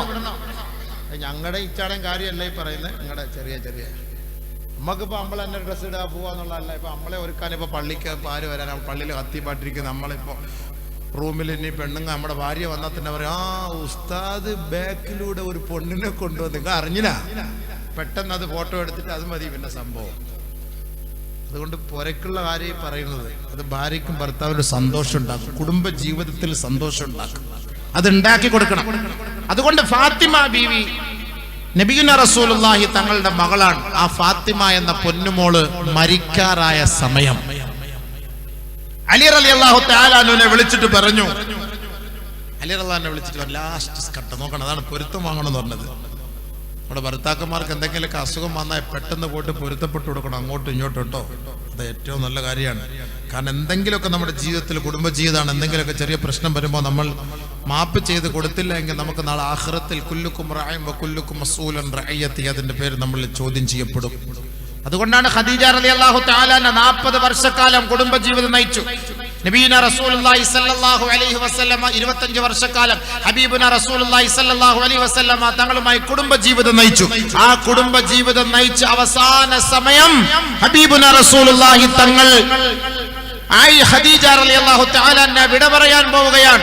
വിട പറയാൻ കിടക്കുന്ന ആ മരണവേദന അടുത്ത് കിടക്കുന്ന സമയത്ത് നബിയുനാ റസൂലുള്ളാഹി തങ്ങളെ വിളിച്ചിട്ട് പറഞ്ഞു, യാ റസൂലല്ലാഹ്, ഹബീബായ തങ്ങളെ, ഇസ്മഉ വസായ, എന്റെ വസിയത്ത് നിങ്ങളൊന്ന് കേൾക്കണം നബിയേ, എന്റെ വസിയത്ത് നിങ്ങളൊന്ന് കേൾക്കണം. ഹബീബായ റസൂലുള്ളാഹി തങ്ങളെ ബഹുമാനപ്പെട്ട ഖദീജ റളിയല്ലാഹു തആല അരികിലേക്ക് പിടിച്ചു നിർത്തിയിട്ട് പറഞ്ഞു, എന്റെ വസിയത്ത് നിങ്ങളൊന്ന് കേൾക്കണം.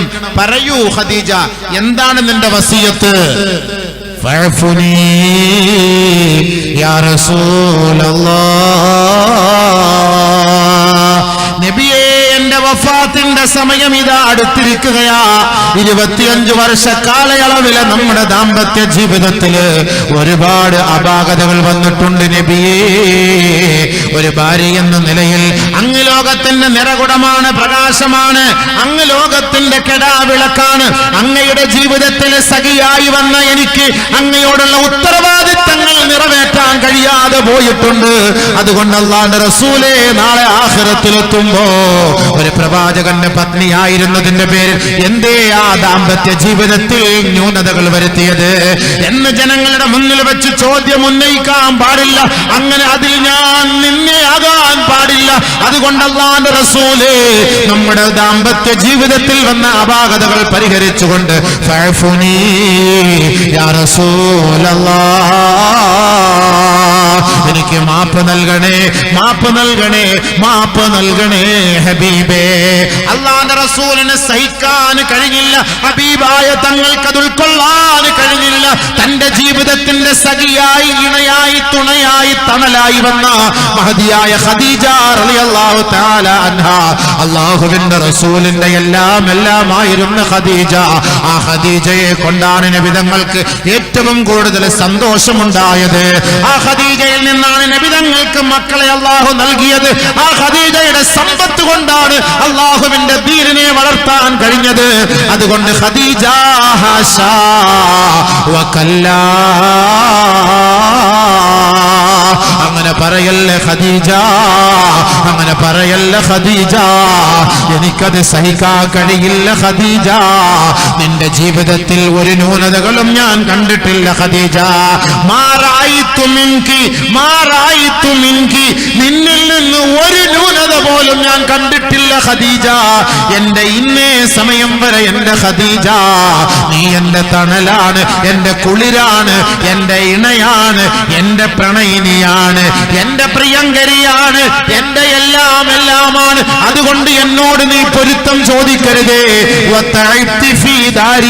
എന്റെ വീട്ടിലേക്ക് കടന്നു വന്നുകൊണ്ട് ഒരുപാട് ന്യൂനതകൾ നീ സഹിച്ചവളാ, ഒരുപാട് ത്യാഗങ്ങൾ സഹിച്ചവളാ, ഒരുപാട് വേദനകൾ സഹിച്ചവളാ, ഒരുപാട് പട്ടിണികൾ കിടന്നവളാണ്. അതുകൊണ്ട് ഖദീജ, അങ്ങനെ പറയരുതേ. മാറായിത്തു മിൻകി തഖ്സീറാ, ഞാൻ ഒരു ന്യൂനതയും നിന്നിൽ ഞാൻ കണ്ടിട്ടേ ഇല്ല ഖദീജ. നബി സല്ലല്ലാഹു അലൈഹി വസല്ലം തങ്ങൾ പറഞ്ഞു, ഖദീജ പൊരുത്തം കൊടുത്തു. രണ്ട് കൂട്ടരും പൊരുത്തം. നമ്മൾ പൊരുത്തം കൊടുക്കണം ഹബീബേ. ഇതൊക്കെ എന്തിനാ പിന്നെ പാഠം? അതേപോലെയാണ് മോള് ഫാത്തിമ. വഫാത്തിന്റെ സമയമായപ്പോ അലിയാർ തങ്ങളെ വിളിച്ചിട്ട് പറഞ്ഞു, യബ്ന അമ്മീ, യബ്ന അമ്മീ,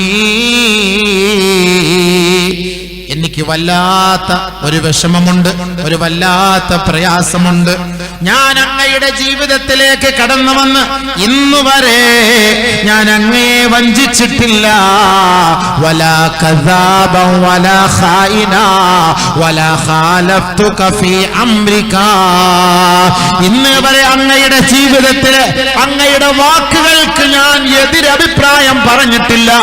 വലാ കാദിബ, അങ്ങയുടെ ജീവിതത്തിൽ ഞാൻ കടന്നു വന്നതിന് ശേഷം നമ്മുടെ ദാമ്പത്യ ജീവിതത്തിൽ ഒരു കളവും ഞാൻ പറഞ്ഞിട്ടില്ല. അങ്ങയെ ഞാൻ വഞ്ചിച്ചിട്ടേ ഇല്ല. അതുകൊണ്ട് മുൻദു ആഹത്തനി കുന്തു കാദിബ വലാ ഖായിന വലാ ഖാലഫ്തുക.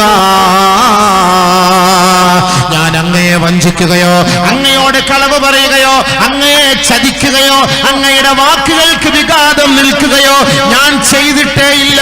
അതുകൊണ്ട് യബ്ന അമ്മി അലിയാർ തങ്ങളെ എനിക്ക് മാപ്പ് നൽകണേ, മാപ്പ് നൽകണേ. ബഹുമാനപ്പെട്ട ഫാത്തിമ എന്ന പൊന്നുമോള് തന്റെ ഭർത്താവിനോട് പൊരുത്തം ചോദിക്കുകയാ. അള്ളാഹുവിന്റെ പ്രവാചകന്റെ മരുമകനായ അലിയാർ തങ്ങള് ഇത് കേട്ടപ്പോൾ പറഞ്ഞത് അല്ലാഹു കാക്കട്ടെ, ഫാത്തിമ നീ എന്താണ് പറയുന്നത്? ഞാനാണ് ഭയപ്പെടുന്നത് ഫാത്തിമ. ലോകത്തിന്റെ പ്രകാശത്തിന്റെ മകളെ എന്റെ ജീവിതത്തിലേക്ക് ഞാൻ കൂട്ടിക്കൊണ്ടുവന്നിട്ട് അവളോട് വല്ല ന്യൂനതകൾ വരുത്തിയതിന്റെ പേരിൽ നാളെ ആഖിറത്തിൽ എനിക്കെതിരെ പറയരുതേ ഫാത്തിമ. നാളെ ഈ അലിയാർ തങ്ങളെ അപമാനപ്പെടുത്തല്ലേ ഫാത്തിമ. നബിയുനാ റസൂലുള്ളാഹി തങ്ങളുടെ അതേ ശൈലിയാണ് ബഹുമാനപ്പെട്ട ഫാത്തിമ ബീവി പിന്തുടർന്നത്. അവരുടെ കുടുംബജീവിതത്തിൽ ഒരു കളവ് പറഞ്ഞിട്ടില്ല ഭർത്താവിനോട്, ഒരു വഞ്ചന കാണിച്ചിട്ടില്ല. എനിക്ക് നിങ്ങൾക്ക് പറയാൻ പറ്റുമോ നമ്മുടെ ഭാര്യയോട് നമ്മൾ കളവ് പറഞ്ഞിട്ടില്ല, നമ്മുടെ ഭാര്യയെ ഞാൻ വഞ്ചിച്ചിട്ടില്ല എന്ന് ആർക്കെങ്കിലും പറയാൻ പറ്റുമോ? അതേപോലെ എന്റെ പ്രസംഗം കേൾക്കുന്ന നമ്മുടെ സഹോദരിമാർ ആർക്കെങ്കിലും പറയാൻ പറ്റുമോ നമ്മുടെ ഭർത്താവിനെ ഞാൻ വഞ്ചിച്ചിട്ടില്ല, എന്റെ ഇന്നേ വരെ ഞാൻ ഇന്ന് വരെ എന്റെ ഇച്ഛയോട് കളവ് പറഞ്ഞിട്ടില്ല എന്ന് പറയാൻ പറ്റൂല. ചിലപ്പം പറ്റും ഒരു 3% പെണ്ണുങ്ങൾക്ക്, ബാക്കി 97% പറയാൻ പറ്റൂല. പിന്നെ വെറുതെ കളവ് പറയും, ഇല്ല ഇല്ല ഇല്ല വല്ലാഹി വല്ലാഹി വല്ലാഹി അസ്തഗ്ഫിറുല്ലാഹ്. ഈ വെറുതെ വല്ലാഹി ആണയിടരുത്, അത് ഏറ്റവും വലിയ കുറ്റാണ്. വെറുതെ ഈ വല്ലാഹി വല്ലാഹി എന്നുള്ള ആണയിടാൻ നമ്മൾ പാടില്ല. വെറുതെ ഒരു ആണയിട്ട 3 നോമ്പെടുക്കണം. അപ്പൊ അതുകൊണ്ട് കളവോ ചതിയൊക്കെ എന്തെങ്കിലുമൊക്കെ സംഭവിച്ചിട്ടുണ്ടാവും, ഇല്ലാത്ത ഒന്നുമില്ല, അതൊന്നും ഇനി പറയാനോ നിൽക്കണ്ട. ഇന്ന് പോയിട്ട് വാത് കേട്ടോ, നമ്മളൊന്ന് കുടുംബജീവിതമൊക്കെ കേട്ടല്ലേ, നമ്മളിപ്പോ ഉപ്പാപ്പാന്റെ റോസിനൊക്കെ വന്ന് നമ്മളിരുന്ന് റാഹത്തായിട്ട് ആർദ്രതയോടുകൂടി ദുആ ചെയ്ത് ഇവിടുന്ന് പിരിഞ്ഞു പോകുമ്പോ ഇന്നവരെ നമ്മുടെ ജീവിതത്തിൽ വന്നിട്ടുള്ള എല്ലാ തെറ്റുകളും നമുക്ക് അങ്ങോട്ടും ഇങ്ങോട്ടൊക്കെ ഒന്ന് മാപ്പാക്കി വെക്കണം എന്ന് ഇന്ന് പോയിട്ട് പൊരുത്തം ചോദിച്ച് നാളെ മുതൽ 4 രജിസ്ട്രേഷൻ ജീവിതം തുടങ്ങിക്കോ ഇൻഷാ അല്ലാഹ്. എല്ലാരും ചോദിക്കൂലേ?